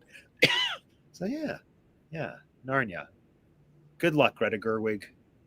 Let's see what you do the last battle. Let's see if you make it. She won't make it to the last battle. We'll never get the last battle. Maybe. Well, maybe it doesn't matter order. Although I don't think she will. I think the whole reason she's doing the Magician's Nephew is because she wants to finally do it in order. But yeah, makes sense. I like the Magician's Nephew as a book, but I'm curious because no one's ever adapted it for the screen. So no, and I think it's a smart move if you're going to jumpstart a new Narnia thing, because even though it has been roughly 20-ish years since the last one, to my mind, that is still pretty recent and in recent memory. And it was done so well, at least the first one, that I don't think there's a need to reboot it in that capacity. So I think Magician's Nephew is a smart choice. I want to say that Return to Oz is in the Guinness Book of World Records as the longest gap between sequels or something. I think it is, yeah. Yeah. I mean, whether or not it is a sequel, it's up for debate, but yeah. Right. Yeah. I think people calling it a soft sequel, I think that's pretty fair. Yeah. It's kind of, both camps. Whether you want to think of it as a sequel or not. But well, thank you so much for joining me tonight. This was so much fun. I hope you had fun. I hope you had fun. Please go check out Matt's channel. It's been dropped a million times in the comment section. Of course, it will be linked down below in the description box. Please go check out his channel. All his videos are fabulous. If you watched the beginning of this live, you heard all about the stuff he does on his channel. I was trying to get him to talk about all the different fandoms he likes. And he has more content coming. I know you're doing stuff right now with you're going to be in a production, but you have shorts all the time and stuff. Yeah, the shorts just kind of keep the channel alive. Mm-hmm. And yeah, hopefully the Dorothy video will come out. I'm still editing my hotel tour of the Flamingo in Vegas, which is very different from the type of content I usually do because I don't get to travel that often, but still watch it. Even if you're never going to stay at the Flamingo, there's lots of fun stuff there. So yeah. I watched the one you did about the Canadian childhood show you grew up with. Oh my gosh, today's special, so good. Yeah. I watched that one. That was really interesting because it's I didn't have anything like that. I mean, I don't really count as American TV either because I grew up all over the world. I have a military family, so basically, a lot of people say, oh, this is from my childhood. It's like, not me. But yeah. But yeah, I thought that was really cool, and that was really different. And so, y'all go watch his channel, go see his videos, watch his lives, see him with his friends talking about movies, always fun. And watch. One of my favorite things on your channel is definitely your trailer reactions. I love your trailer reactions. Yeah, they're always a good time. They're always fun to do. And of course, he has his Shakespeare content, which there's a playlist. You can watch it. It still exists. Yeah. So many different things. Thank you all so much for being here today. The next video I have will be on Tuesday. Ooh. And then I will have a video on Friday. So remember, for October, we're doing Tuesdays and Fridays, not Mondays, not Sundays. Tuesdays and Fridays, 9 a.m. Eastern. Okay. Thank you so much for everyone for being here today. Everyone thank Matt in the description box. Thanks, everyone. In the comment section below. And remember, life happens, yarn helps, and spoonies can stitch it up too. Bye. Woo.